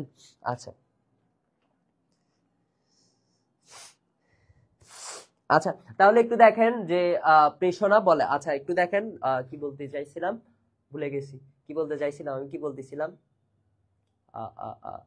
উৎসাহ উদ্দীপনা সৃষ্টির কাজকে প্রেষণা বলে। তাহলে এটার পরে কি বলতে চাইছিলাম? ইসমাইল ভাই আপনি ভাই এরকম করে সালাম দিচ্ছেন যে ভাই আপনার সালাম শুনে আমি হচ্ছে পড়া ভুলে গেছি মানে পড়া ভুলি নাই, কি বলতে চাচ্ছি ওটা ভুলে গেছি। আচ্ছা একটু দেখো ওই যে প্রেষণা যে কাজটা আছে, এই প্রেষণা কাজটা হচ্ছে মূলত দুই ধরনের হয়। একটা হচ্ছে আর্থিক প্রেষণা, একটা হচ্ছে কি প্রেষণা? আর্থিক প্রেষণা। আর একটা হচ্ছে অনার্থিক প্রেষণা। একটা হচ্ছে আর্থিক প্রেষণা আর একটা হচ্ছে কি? অনার্থিক প্রেষণা। দেখো আজকে ধরো আমি ক্লাসে আসছি, ক্লাসে আসার পরে মানে অফলাইনে ধরো ক্লাসে আসছি, রিপ্লাই দিছি তো ইসমাইল ভাই, রিপ্লাই দিছি, ওয়ালাইকুম আসসালাম বলছি, আসসালামু আলাইকুম দুইটাই বলছি। ঠিক আছে। আচ্ছা একটু দেখেন আমরা ধরেন আজকে হচ্ছে ক্লাসে আসছি, ঠিক আছে, আমি ক্লাসে আসার পরে আপনাদেরকে বলতেছি আপনাদের সবার তো পড়ালেখার খুবই অবনতি, আপনারা ঠিকভাবে পড়তেছেন না, আপনাদেরকে একটা মোটিভেশন দিছি। একটা কি দিছি? মোটিভেশন। ঠিক আছে, যদিও বা আমি মোটিভেশন দিতে পছন্দ করি না। আমরা হচ্ছে দেখো, মোটিভেশন মানে হচ্ছে সেলফ মোটিভেশন। ঠিক আছে, তোমার নিজের, যেদিন হচ্ছে তোমার নিজের মোটিভেশন নিজের থেকেই আনতে হবে। ঠিক আছে, তো self motivation is the best motivation, এটা একটা কথা বলে যে নিজের থেকে যতক্ষণ আসবে না ততক্ষণ হাজার জনে বললেও কি হবে না, আসবে না। ঠিক আছে, তো আমি আজকে ক্লাসে ঢুকে এরকম এরকম বলতেছি, বলার পরে হচ্ছে তোমরা হচ্ছে ওই যে শুনে আসো, যেরকম হচ্ছে ফেসবুকে দেখো, তারপরে হচ্ছে ইনস্টাতে দেখো, এরকম হচ্ছে শুনতেই আসো। তো এভাবে মোটিভেশন যেটা দিচ্ছি এটাকে বলা হচ্ছে কি অনার্থিক পেশনা। কিন্তু আমি আজকে ক্লাসে আসছি, ক্লাসে আসার পর তোমাকে বলতেছি যে আজকে ক্লাসে যে পড়া পারবে তাকে হচ্ছে প্রত্যেকজনকে, যেই পড়া পারবে তাকে হচ্ছে প্রত্যেকজনকে হচ্ছে আমি 100 টাকা করে দিব। কত টাকা করে দিব?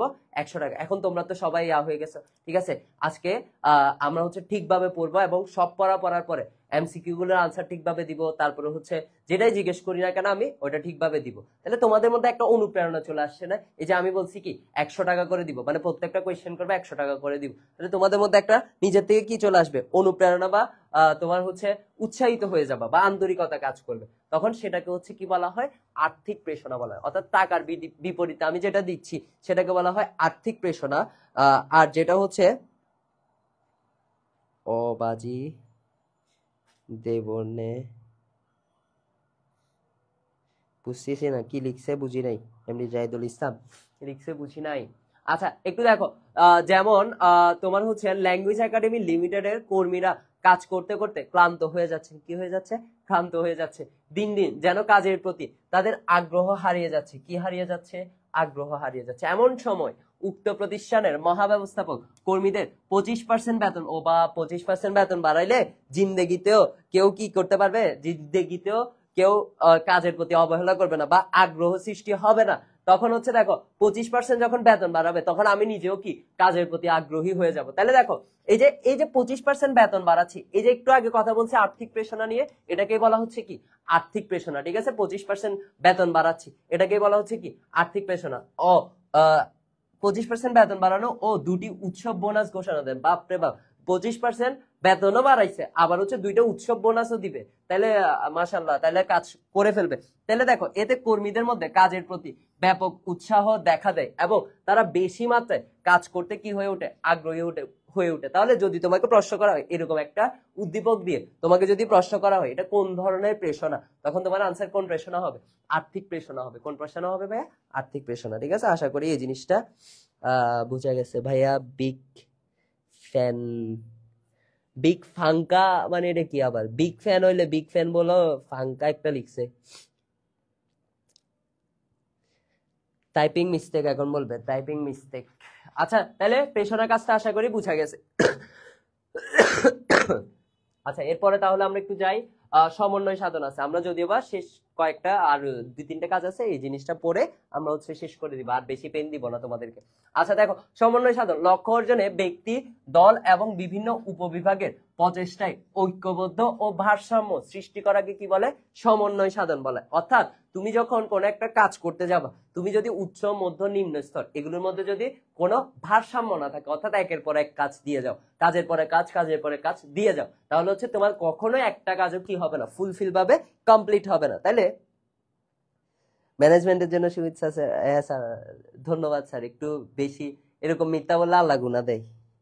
আচ্ছা তাহলে একটু দেখো, ওই যে ঐক্যবদ্ধ ও ভারসাম্য সৃষ্টি করাকে হচ্ছে কি বলে?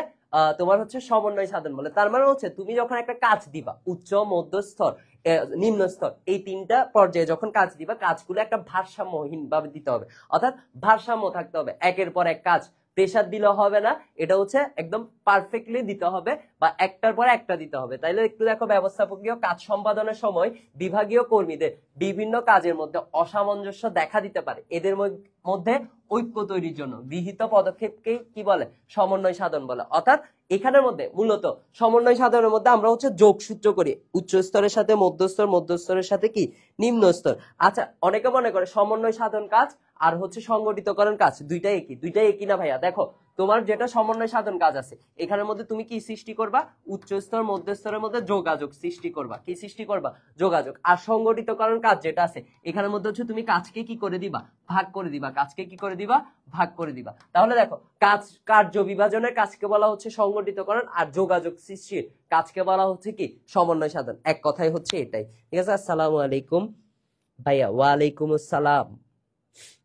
আর একটু দেরিতে আসতা, কিছু পাবা? আচ্ছা একটু দেখো তাহলে, তাহলে সমন্বয় সাধন আশা করি এই কাজটা তোমাদের বোঝা গেছে। এরপরে দেখেন সমন্বয় সাধনের পরে কি কাজ আছে, নিয়ন্ত্রণ। দেখেন নিয়ন্ত্রণ কাজটা সব থেকে গুরুত্বপূর্ণ কাজ, কারণ এটা হচ্ছে আমার পরিকল্পনাটাতে কোনো ধরনের ভুল ত্রুটি আছে কি না, এই জিনিসটা হচ্ছে আমি কিসের মাধ্যমে দেখব, নিয়ন্ত্রণের মাধ্যমে দেখবো। কিসের মাধ্যমে দেখবো, নিয়ন্ত্রণের মাধ্যমে দেখবো। এখন দেখো নিয়ন্ত্রণ কাজটা আসলে কি, দেখো আমরা যখন কোনো একটা পরিকল্পনা করি ওখানে বাজেট তৈরি করি নি একটা, অর্থাৎ একটা প্রত্যাশা করি, একটা কি করি, প্রত্যাশা করি, প্রত্যাশিত ফলাফল থাকে, একটা কি থাকে, প্রত্যাশিত ফলাফল। এখন দেখো প্রত্যাশিত ফলাফল, ধরো আমার কোন জায়গায়, ধরো আমি এই মাসে চিন্তা করছি 10টা পণ্য কি করব, সেল করব।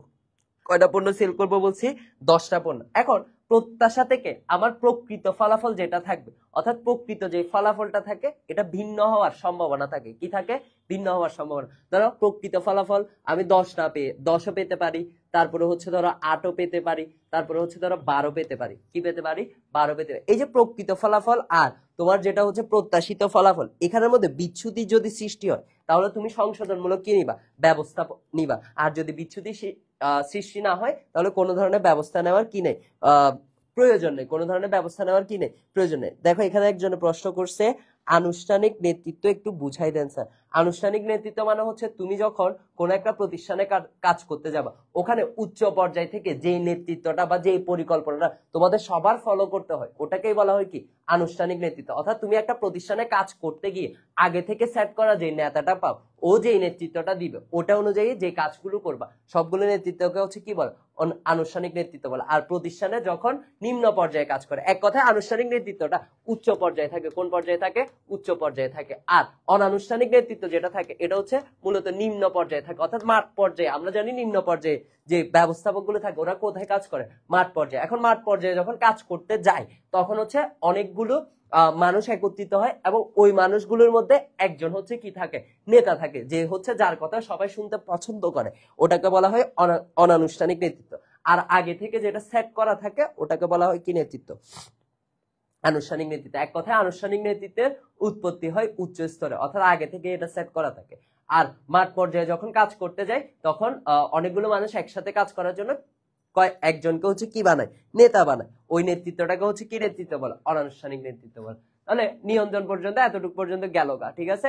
তাহলে একটু দেখো নিয়ন্ত্রণ ব্যবস্থাপনা প্রক্রিয়ার সর্বশেষ ধাপ, পরিকল্পনা অনুযায়ী কাজ সম্পাদিত হচ্ছে কিনা তা পর্যবেক্ষণ করে প্রয়োজনে বিচ্যুতি, কোন ধরনের যদি কি বের হয়, বিচ্যুতি, এই যে একটু আগে বললাম প্রকৃত ফলাফল আর প্রত্যাশিত ফলাফলের ব্যবধানকে হচ্ছে কি বলে, কার্য বিচ্যুতি বা হচ্ছে বিচ্যুতি বলে। তাহলে দেখো যদি কোনো ধরনের বিচ্যুতি বের হয় তাহলে হচ্ছে আমরা কি নিব, সংশোধনমূলক ব্যবস্থা নেওয়াকে নিয়ন্ত্রণ বলে, কি বলে, নিয়ন্ত্রণ। আর যদি কোনো ধরনের বিচ্যুতি বের না হয় তাহলে হচ্ছে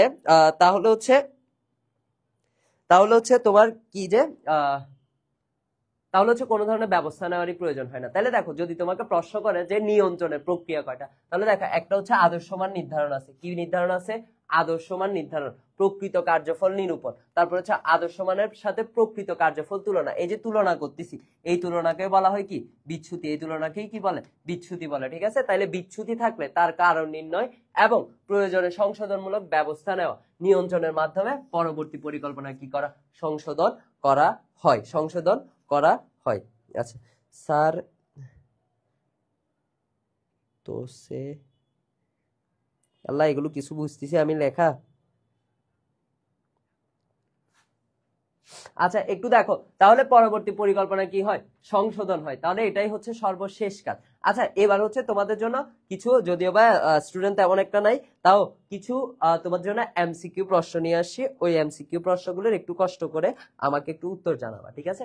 আচ্ছা তাহলে একটু প্রথম কোয়েশ্চেনের মধ্যে আমরা একটু যাই। এই কোয়েশ্চেনটা সবাই একটু আনসার করবা। সেটা হচ্ছে ম্যানেজমেন্ট শব্দটা আমরা জানি হচ্ছে ল্যাটিন ভাষার শব্দ। এখন তোমাকে যদি প্রশ্ন করা হয় যে ম্যানেজমেন্ট শব্দটা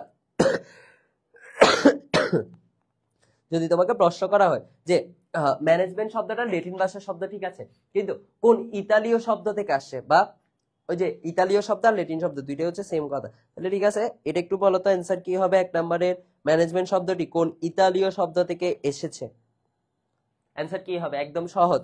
দেখি যারা যারা প্রশ্ন করছে এতক্ষণ, সাদিয়া আফরিন, ওয়াকিয়া ওয়াসমিন, তারপরে হচ্ছে খানসা তালুকদার, তারপরে হচ্ছে জয়দেব স্যার, আচ্ছা এরপরে হচ্ছে জাহিদুল ইসলাম, এরপরে হচ্ছে আব্দুর রহমান স্যার, তারপরে হচ্ছে ইসমাইল স্যার, তারপরে হচ্ছে আর কে প্রশ্ন করছিল, অনেকগুলি তো প্রশ্ন করছিল, একে সিফাত, স্নেহা সাহা, একটু উত্তর দিবেন, সবাই একটু উত্তর দিবেন, উত্তর না দিলে মাথা ফুটাই ফেলবো আর ক্লাস নিব না।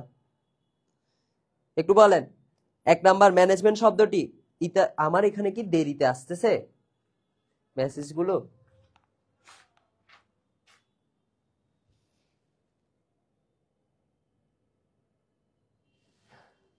আফিয়া খানম উত্তর দিছে হচ্ছে ডি নাম্বার, অর্থাৎ ম্যানেজমেন্ট শব্দটা কোথা থেকে আসছে, তোমার হচ্ছে ম্যানেগিয়ার শব্দ থেকে আসছে। কোথা থেকে আসছে?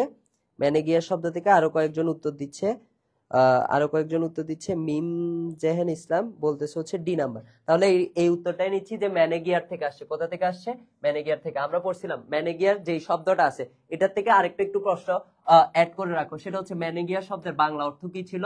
অশ্ব প্রশিক্ষণ দেওয়া। অশ্ব কি দেওয়া? প্রশিক্ষণ দেওয়া। অর্থাৎ লেটিন যে শব্দটা আছে এটার বাংলা অর্থ হচ্ছে অশ্বকে কি দেওয়া? প্রশিক্ষণ দেওয়া। আর অশ্বের একদম সোজা বাংলা ভাষা কি বলছিলাম?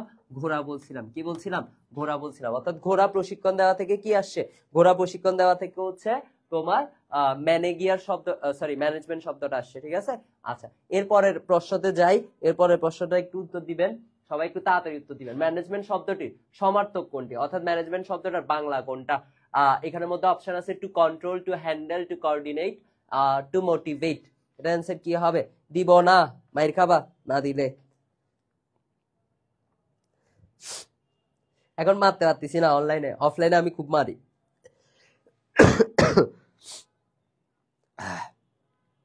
এইটার অ্যান্সার বলো মাহিমা, তুমি আগে বলো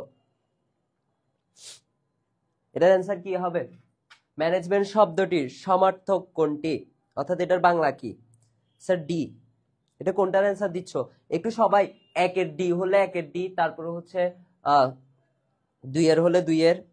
আচ্ছা আমার এখানে মেবি একটু মেসেজ স্লো আসতেছে, আমি জানি না কেন। এটা তোমরা মেবি আগেরটার অ্যান্সার দিচ্ছ, আমি এটাই ধরে নিচ্ছি। এটার অ্যান্সার কি হবে? ম্যানেজমেন্ট শব্দটির সমার্থক কোনটি? ম্যানেজমেন্ট শব্দটির সমার্থক হচ্ছে কি হবে বলে না, বন্ডের দল। বি হবে। এমডি জায়েদুল ইসলাম বলছে বি হবে, অর্থাৎ কি হবে? টু হ্যান্ডেল হবে। টু কি হবে? হ্যান্ডেল হবে। এটা কি উত্তর নিব আমি? এটা কি সঠিক উত্তর হিসেবে নিব? আর কেউ কমেন্ট করবা? দেখি তাড়াতাড়ি বলো, তাড়াতাড়ি বলো। দুই। মিম জেহান ইসলাম বলছে দুই, অর্থাৎ বি। দুই এর হচ্ছে B, to handle. Yes sir. আমাদের 2 নাম্বার যে কোয়েশ্চেনটা, এই কোয়েশ্চেনটার আনসার হচ্ছে ম্যানেজমেন্ট শব্দটির সমার্থক হচ্ছে টু হ্যান্ডেল। টু কি? হ্যান্ডেল। আচ্ছা এরপরের প্রশ্নে চলে যাই আমরা। 3 নাম্বার প্রশ্ন। 3 নাম্বার প্রশ্নের মধ্যে এই জিনিসটা একটু দেখো। 3 নাম্বার প্রশ্নের মধ্যে এটাকে আনসার দিবে, গ্রিক সভ্যতায় ব্যবস্থাপনার কোন ধরনের উন্নয়ন ঘটে? এখানের মধ্যে অপশন আছে গণতান্ত্রিক ব্যবস্থাপনার উন্নয়ন ঘটছে, নাকি সাংগঠনিক ক্ষমতার উন্নয়ন ঘটছে, নাকি কর্মী ব্যবস্থাপনা, নাকি চিন্তাধারার উন্নয়ন হয়েছে। দেখি এটা বলো তো, 3 নাম্বারটা একটু বলো তো। স্যার পারি না, কেন স্যার পারেন না? বলতে বলতে পারবেন, বলতে বলতে শিখবেন। 2SC, এই না 2SC হবে না ওয়াকেয়া, 2SC হবে না, 2 এর হবে দুই। দুই হবে বলছি না, টু হ্যান্ডেল হবে বলছিলাম। হ্যাঁ 2 এর 2 হবে, টু হ্যান্ডেল হবে। এবং এখন দেখি একটু 3 নাম্বারটার অ্যান্সার করো। 3 নাম্বারটার অ্যান্সার করো, গ্রিক সভ্যতার ব্যবস্থাপনায় কোন ধরনের উন্নতি ঘটছে? কোন ধরনের উন্নতি গ্রিক সভ্যতায় ঘটছিল একটু বলেন।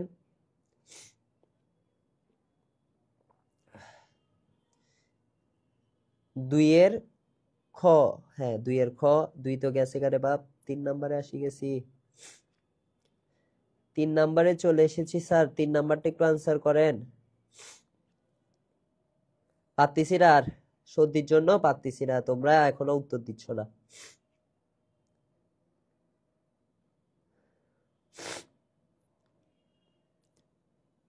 তিন নাম্বার কত স্যার?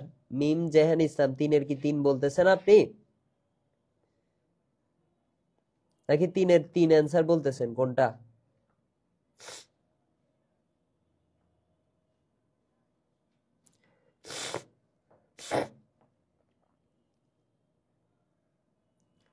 আচ্ছা আমি বলে দিচ্ছি যে তিন নাম্বারটার অ্যান্সার কত হবে। তিনের তিন না স্যার, তিনের তিন হবে না, এখানে হবে হচ্ছে তিনের চারও হবে না, ভুল আনসার। এখানে হচ্ছে তিনের এক হবে, অর্থাৎ গণতান্ত্রিক ব্যবস্থাপনার উন্নয়ন করছিল। গ্রিক সভ্যতায় কিসের উন্নয়ন করছিল?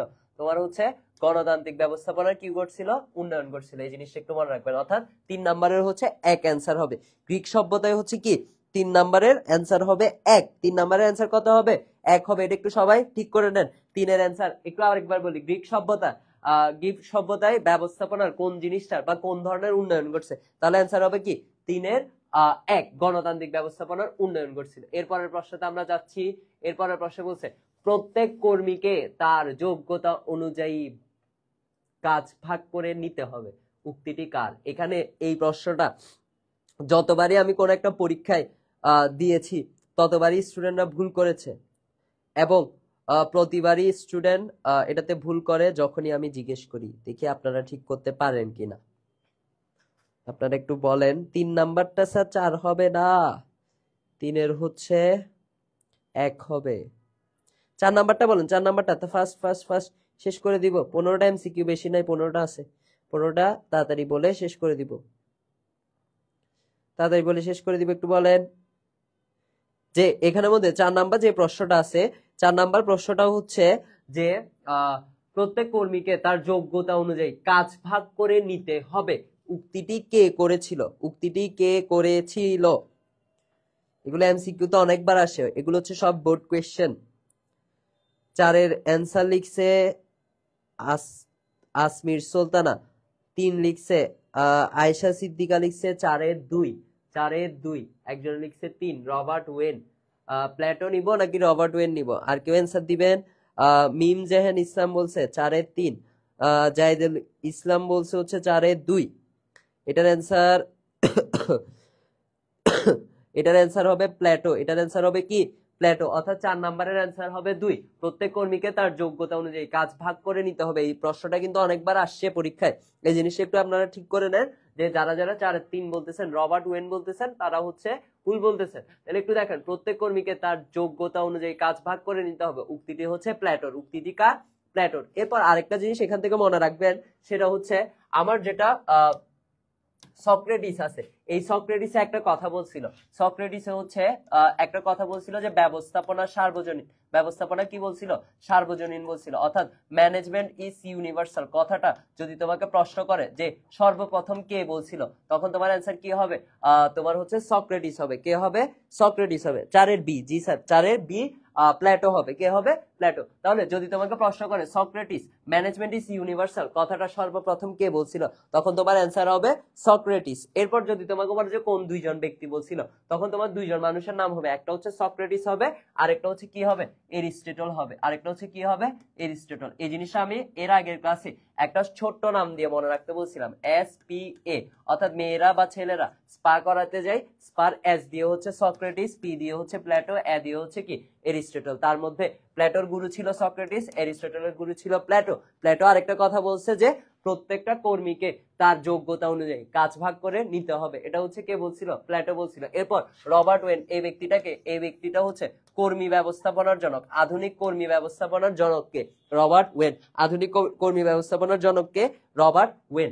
এই জিনিসটা একটু মনে রাখবেন। তাহলে এটার আনসার হচ্ছে, চারের আনসার হচ্ছে দুই দুই দুই দুই দুই, প্ল্যাটো প্ল্যাটো প্ল্যাটো। আচ্ছা গেল। এরপর চারের পরে হচ্ছে পাঁচ আছে, দ্য কোড অফ হাম্বারি, হাম্বারি না, হামেরাবি রচিত হয়েছিল কোন সভ্যতা কালে? এটার অ্যান্সার একটু বলেন। মিশরীয়, বেবিলনীয়, এরপরে হচ্ছে গ্রিক, রোমান। ভাইয়া রবার্ট ওয়েন কিসের জনক? আধুনিক কর্মী ব্যবস্থাপনার জনক ছিল, কর্মী ব্যবস্থাপনার জনক ছিল, কর্মী ব্যবস্থাপনার জনক।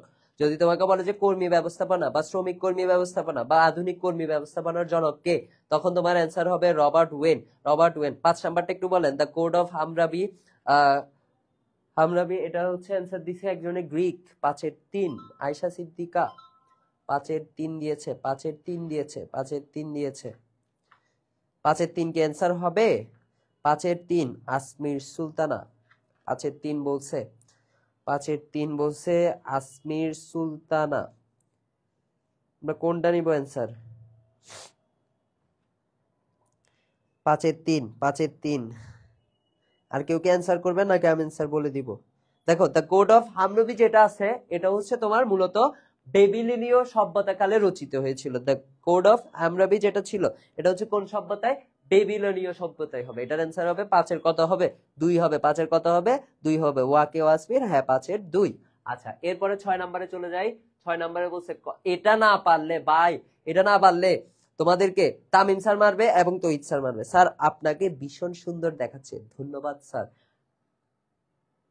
ধন্যবাদ। আব্দুর রহমান স্যার অসংখ্য অসংখ্য ধন্যবাদ। 5-এর 2 লাগতেছে। হ্যাঁ স্যার 5-এর 2, 5-এর 2, 5-এর 2 বেবিলনীয় সভ্যতা। আচ্ছা, এরপর 6 নাম্বারটা একটু বলেন। 6 নাম্বারটা একটু বলেন, শেষ করে দিচ্ছি। 5-এর সব হবে না স্যার। 5-এর দ্য কোড অফ হামরাবি যেটা আছে এটা হচ্ছে স্যার বেবিলনীয় সভ্যতায় রচিত হয়েছিল। একটু সবাই বলবেন যে 6 নাম্বারটা, 6 নাম্বারটা, 6 নাম্বারটার অ্যান্সার কি হবে? 6। এটা না পারলে মাথা একদম ফুটে ফেলবো। মিফতাহুল হক শাহেদ বলছে 3। 3 কি ভাইয়া? এটার অ্যান্সার 3 বলতেছো? 6-এর বি 1494, 1494, 1494। স্যার পারি না কিচ্ছু, বন্ড পারো না কিচ্ছু না। আসমির সুলতানা বলছে 6-2। ইয়েস স্যার, এটার অ্যান্সার হচ্ছে, এটা একদমই ইজি একটা কোয়েশ্চেন ছিল।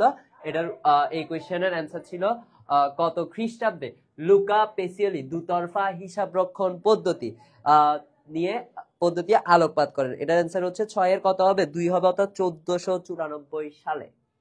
এরপর বলছে যে স্যার থমাস মুর কর্তৃক প্রণীত গ্রন্থের নাম কি? এগুলো হচ্ছে একদম জেনারেল নলেজের মতো কোয়েশ্চেন গুলো। এগুলো হচ্ছে তোমাদের মুখস্থ বিদ্যার মধ্যে পড়ে। তাহলে একটু দেখো। হ্যাঁ 6-এর 2 ওটা শেষ, ওটা 1494।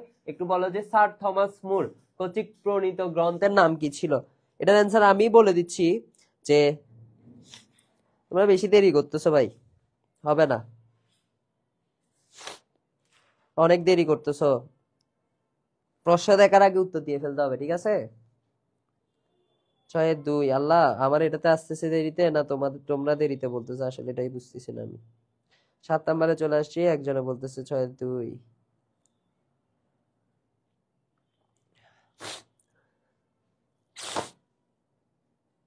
এই 7-এর আনসার কি দিবা? অপু 10, 20, 30, 40 বলে একটা দিয়ে দাও ভাই। কমেন্ট দেরিতে যাচ্ছে, আমি তো বুঝতেছি না কি করা যায়, এটা সমাধান কি? আচ্ছা, আসলে কমেন্ট দেরিতে যাচ্ছে। 7-এর ক বলছে একজন, বলছে নসিহাত আল মুলক। আরে আরে না না না, আফিয়া খানম বলছে 7-এর ক। আসমির সুলতানা বলছে 7-এর ক। না ভাইয়া, 7-এর ক হবে না। 7-এর অ্যান্সার হবে, 7-এর অ্যান্সার হবে দেখো, স্যার থমাস মুর কর্তৃক প্রণীত গ্রন্থের নাম হচ্ছে ইউটোপিয়া। ইউটোপিয়া, অর্থাৎ এই 7-এর অ্যান্সার হচ্ছে 3 নাম্বারটা, ইউটোপিয়া। এটা হচ্ছে একদম জেনারেল নলেজের মতো, এটা একটু জাস্ট মুখস্থ করে রাখবা যে 7-এর অ্যান্সার স্যার থমাস মুর কর্তৃক কোন গ্রন্থটা প্রকাশ করা হয়েছিল বা প্রণয়ন করা হয়েছিল। এটার অ্যান্সার হচ্ছে ইউটোপিয়া হবে, ইউটোপিয়া হবে। এই জিনিসটা একটু মনে রাখবা। এরপরের প্রশ্ন আমরা চলে যাই। মানব সম্পদ, এটা একটু আগে বলছি যে মানব সম্পদ ব্যবস্থাপনার জনক কে, এটা একটু আগে বলছি। এটার অ্যান্সারটা একটু দাও। 8 নাম্বার, 8 নাম্বার, 8 নাম্বার। 7 শেষ, 7 শেষ। 7 আর বলিও না, ইউটোপিয়া আমি বলে দিছি। 7 আমি বলে দিছি, একটু বলো। 8 নাম্বার দিয়ে অ্যান্সার করো। 8 নাম্বার কি হবে? মানব সম্পদ ব্যবস্থাপনার জনক কে? আয়েশা সিদ্দিকা এখনো সাথে পড়ে আছে, বাপরে বাপ। এই বলো 8 নাম্বার অ্যান্সার কি হবে? বলে না 8 নাম্বার অ্যান্সার কি হবে? এই আমি বলে শেষ করে দিচ্ছি। 8 নাম্বার আমি বলে শেষ করে দিচ্ছি। দেখো 8 নম্বরের অ্যানসার মানব সম্পদ ব্যবস্থাপনার জনক। দেখো হেনরি ফেল যে আছে, হেনরি ফেল হচ্ছে আধুনিক ব্যবস্থাপনা বা শুধুমাত্র ব্যবস্থাপনা বললে ওর জনক হবে। এরপর যে হচ্ছে এফডব্লিউ টেইলর আছে, এফডব্লিউ যে টেইলর আছে ও হচ্ছে বৈজ্ঞানিক ব্যবস্থাপনার জনক। এরপর যে সক্রেটিস আছে ও হচ্ছে কিছুই বলে নাই, ওর কোনো কিছুরই জনক না। ও হচ্ছে বলছে অপু 10-20 করেও লাভ নাই, হচ্ছে না যে অপু 10-20 করে হচ্ছে না যে 8-4 বন্ডরে বন্ড আয়েশা সিদ্দিকা আফিয়া খানা মাঠে 2 বলছে। আচ্ছা একটু দেখ আমি বলি, হেনরি ফেল হচ্ছে আধুনিক ব্যবস্থাপনার জনক বা হচ্ছে শুধুমাত্র ব্যবস্থাপনার জনক বললে হেনরি ফেলের নাম মনে রাখবো। এরপর এফডব্লিউ টেইলর হচ্ছে আমার বৈজ্ঞানিক ব্যবস্থাপনার জনক। এরপর সক্রেটিস বলছিল হচ্ছে ম্যানেজমেন্ট ইজ ইউনিভার্সাল, কথাটা হচ্ছে সক্রেটিস বলছিল। মিফতাহুল হক সাহেব আনসারটা ঠিক করে লিখো, আনসার হবে অ্যান্টন মেও, মানব সম্পদ ব্যবস্থাপনার জনক। বারবার করে বলছি, এই ওই ক্লাসেও বলছিলাম এই ক্লাসেও বলছি, 8 এর হচ্ছে 2 হবে, 8 এর হচ্ছে কত হবে 2 হবে, অ্যান্টন মেও হবে। এরপরের প্রশ্নটা বলো 9 নাম্বার, ব্যবস্থাপনাকে জ্ঞানের পৃথক শাখা হিসেবে কে তুলে ধরেছিলেন, বলেন এটার অ্যানসার বলেন, এটার অ্যানসার একটু বলেন, 9 অ্যানসার দিয়ে বলেন। 8 শেষ, 8 এর হচ্ছে 2 হবে, 8 হচ্ছে 2 হবে। 9 একটু বলেন, 9 একটু বলেন, 9 তাড়াতাড়ি একটু বলেন।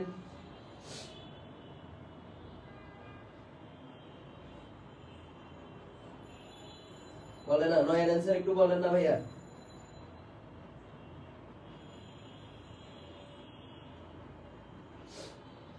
দেখেন 9 আচ্ছা আমি বলে শেষ করে দিই। দেখো 9 এর অ্যানসার হচ্ছে ব্যবস্থাপনাকে জ্ঞানের পৃথক শাখা হিসেবে কে তুলে ধরছিল। দেখো হেনরি ফেল যে ছিল ও হচ্ছে আধুনিক ব্যবস্থাপনার জনক ছিল, তাহলে এটার অ্যানসার হবে কি হেনরি ফেল, ব্যবস্থাপনাকে জ্ঞানের পৃথক শাখা হিসেবে হেনরি ফেলই তুলে ধরছিল। এরপর যদি তোমাকে বলা যায় মানব সম্পদ ব্যবস্থাপনার জনককে অ্যান্টন মেও, এই জিনিসগুলো একটু মনে রাখবে, মানুষের নামগুলো। এরপর স্যার থমাস মোর কর্তৃক কোন গ্রন্থটার নাম প্রকাশ হয়েছিল, ইউটোপিয়া। এরপর হচ্ছে কত খ্রিস্টাব্দে বেসিওয়ালি দুতরফা দাখিলা পদ্ধতি 1494। এরপর দ্য কোড অফ হামরাবি রচিত হয়েছিল কোন সভ্যতাকালে, এটার অ্যানসার হচ্ছে বেবিলনীয় সভ্যতা। এরপরে প্রত্যেক কর্মীকে তার যোগ্যতা অনুযায়ী কাজ ভাগ করে নিতে হবে, প্ল্যাটোর নাম মনে রাখবা। এরপর গ্রিক সভ্যতায় ব্যবস্থাপনার কোন ধরনের উন্নয়ন ঘটে, গণতান্ত্রিক ব্যবস্থাপনা, ম্যানেজমেন্ট। এর শব্দটি সমার্থক শব্দ কোনটা, এটা কোন ক্লাস ভাইয়া এতক্ষণ পরে এসে বলতেছে এটা কোন ক্লাস, ম্যানেজমেন্ট ক্লাস। এটার অ্যানসার হবে ম্যানেজমেন্ট শব্দটি সমার্থক শব্দটি হ্যান্ডেল। এরপর ম্যানেজমেন্ট শব্দটি কোন ইতালীয় শব্দ থেকে এসেছে, ম্যানেগিয়ার থেকে এসেছে, ম্যানেগিয়ার। তাহলে একটু কত নম্বরে ছিলাম আমরা, 9 নম্বরে ছিলাম। 9 নম্বরে চলে যায়। 9 নম্বরের অ্যানসার হচ্ছে 1, 9 এর হচ্ছে 1 হেনরি ফেল, এই জিনিসটা মনে রাখবা। এরপর ফ্রাঙ্ক বাঙ্কার গিলব্রেথের নাম নিজের কোন কাজের সাথে বিশেষভাবে স্মরণীয়, এই জিনিসটা একটু আমি বলে দেই। সময় ও গতি নিরীক্ষা নিয়ে ফ্রাঙ্ক বাঙ্কার হচ্ছে গিলব্রেথ নামটা হচ্ছে সবসময় স্মরণ করবা। এটার অ্যানসার হচ্ছে 3। আমি বলে শেষ করে দিচ্ছি, আর বেশিক্ষণ করতেছি না।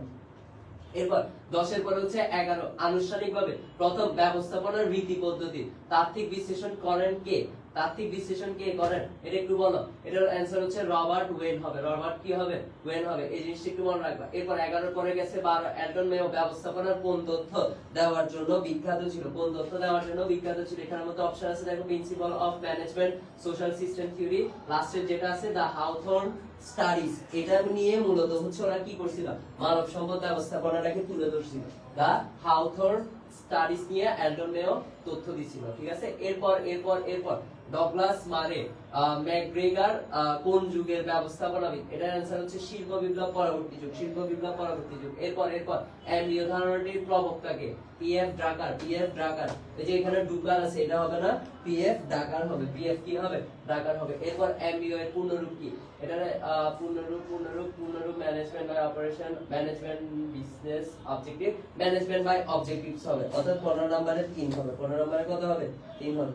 তো শীতকাল আর বেশি দেরি করবো না, তোমরা যদিও বা বাসার ভিতরে কম্বলের ভিতরে থেকে হচ্ছে আমাদের লাইভ ক্লাসটা দেখতেছো, কিন্তু আমি হচ্ছে এখনো বাসায় যেতে হবে, বাসা অনেক দূরে, যার কারণে হচ্ছে আমরা আর দীর্ঘায়িত না করে সালাম আলাইকুম স্যার। আচ্ছা স্যার, তাহলে হচ্ছে আমরা বেশি দীর্ঘায়িত করব না, আমরা হচ্ছে ক্লাসে এখানেই শেষ করে দিচ্ছি।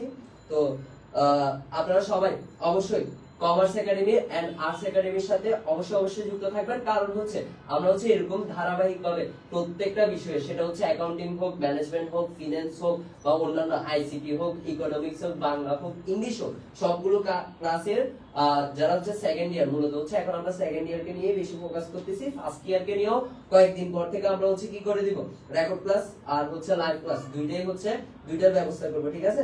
তাহলে হচ্ছে আর বেশি কথা বলবো না। কালকে আছে নাকি ক্লাস? অবশ্যই প্রত্যেক দিনই আছে, প্রত্যেক দিনই আমাদের লাইভ ক্লাস হয়। আপনি একটু কষ্ট করে দয়া করে হচ্ছে কমার্স একাডেমি এন্ড আর্টস একাডেমির পেজের সাথে যুক্ত থাকবেন। ততক্ষণ পর্যন্ত সবাই ভালো থাকেন, সুস্থ থাকেন। সালাম আলাইকুম। একটু ফিনিশ। তুমি এখানে কি করতেছো আর আমরা ওদিকে পুরা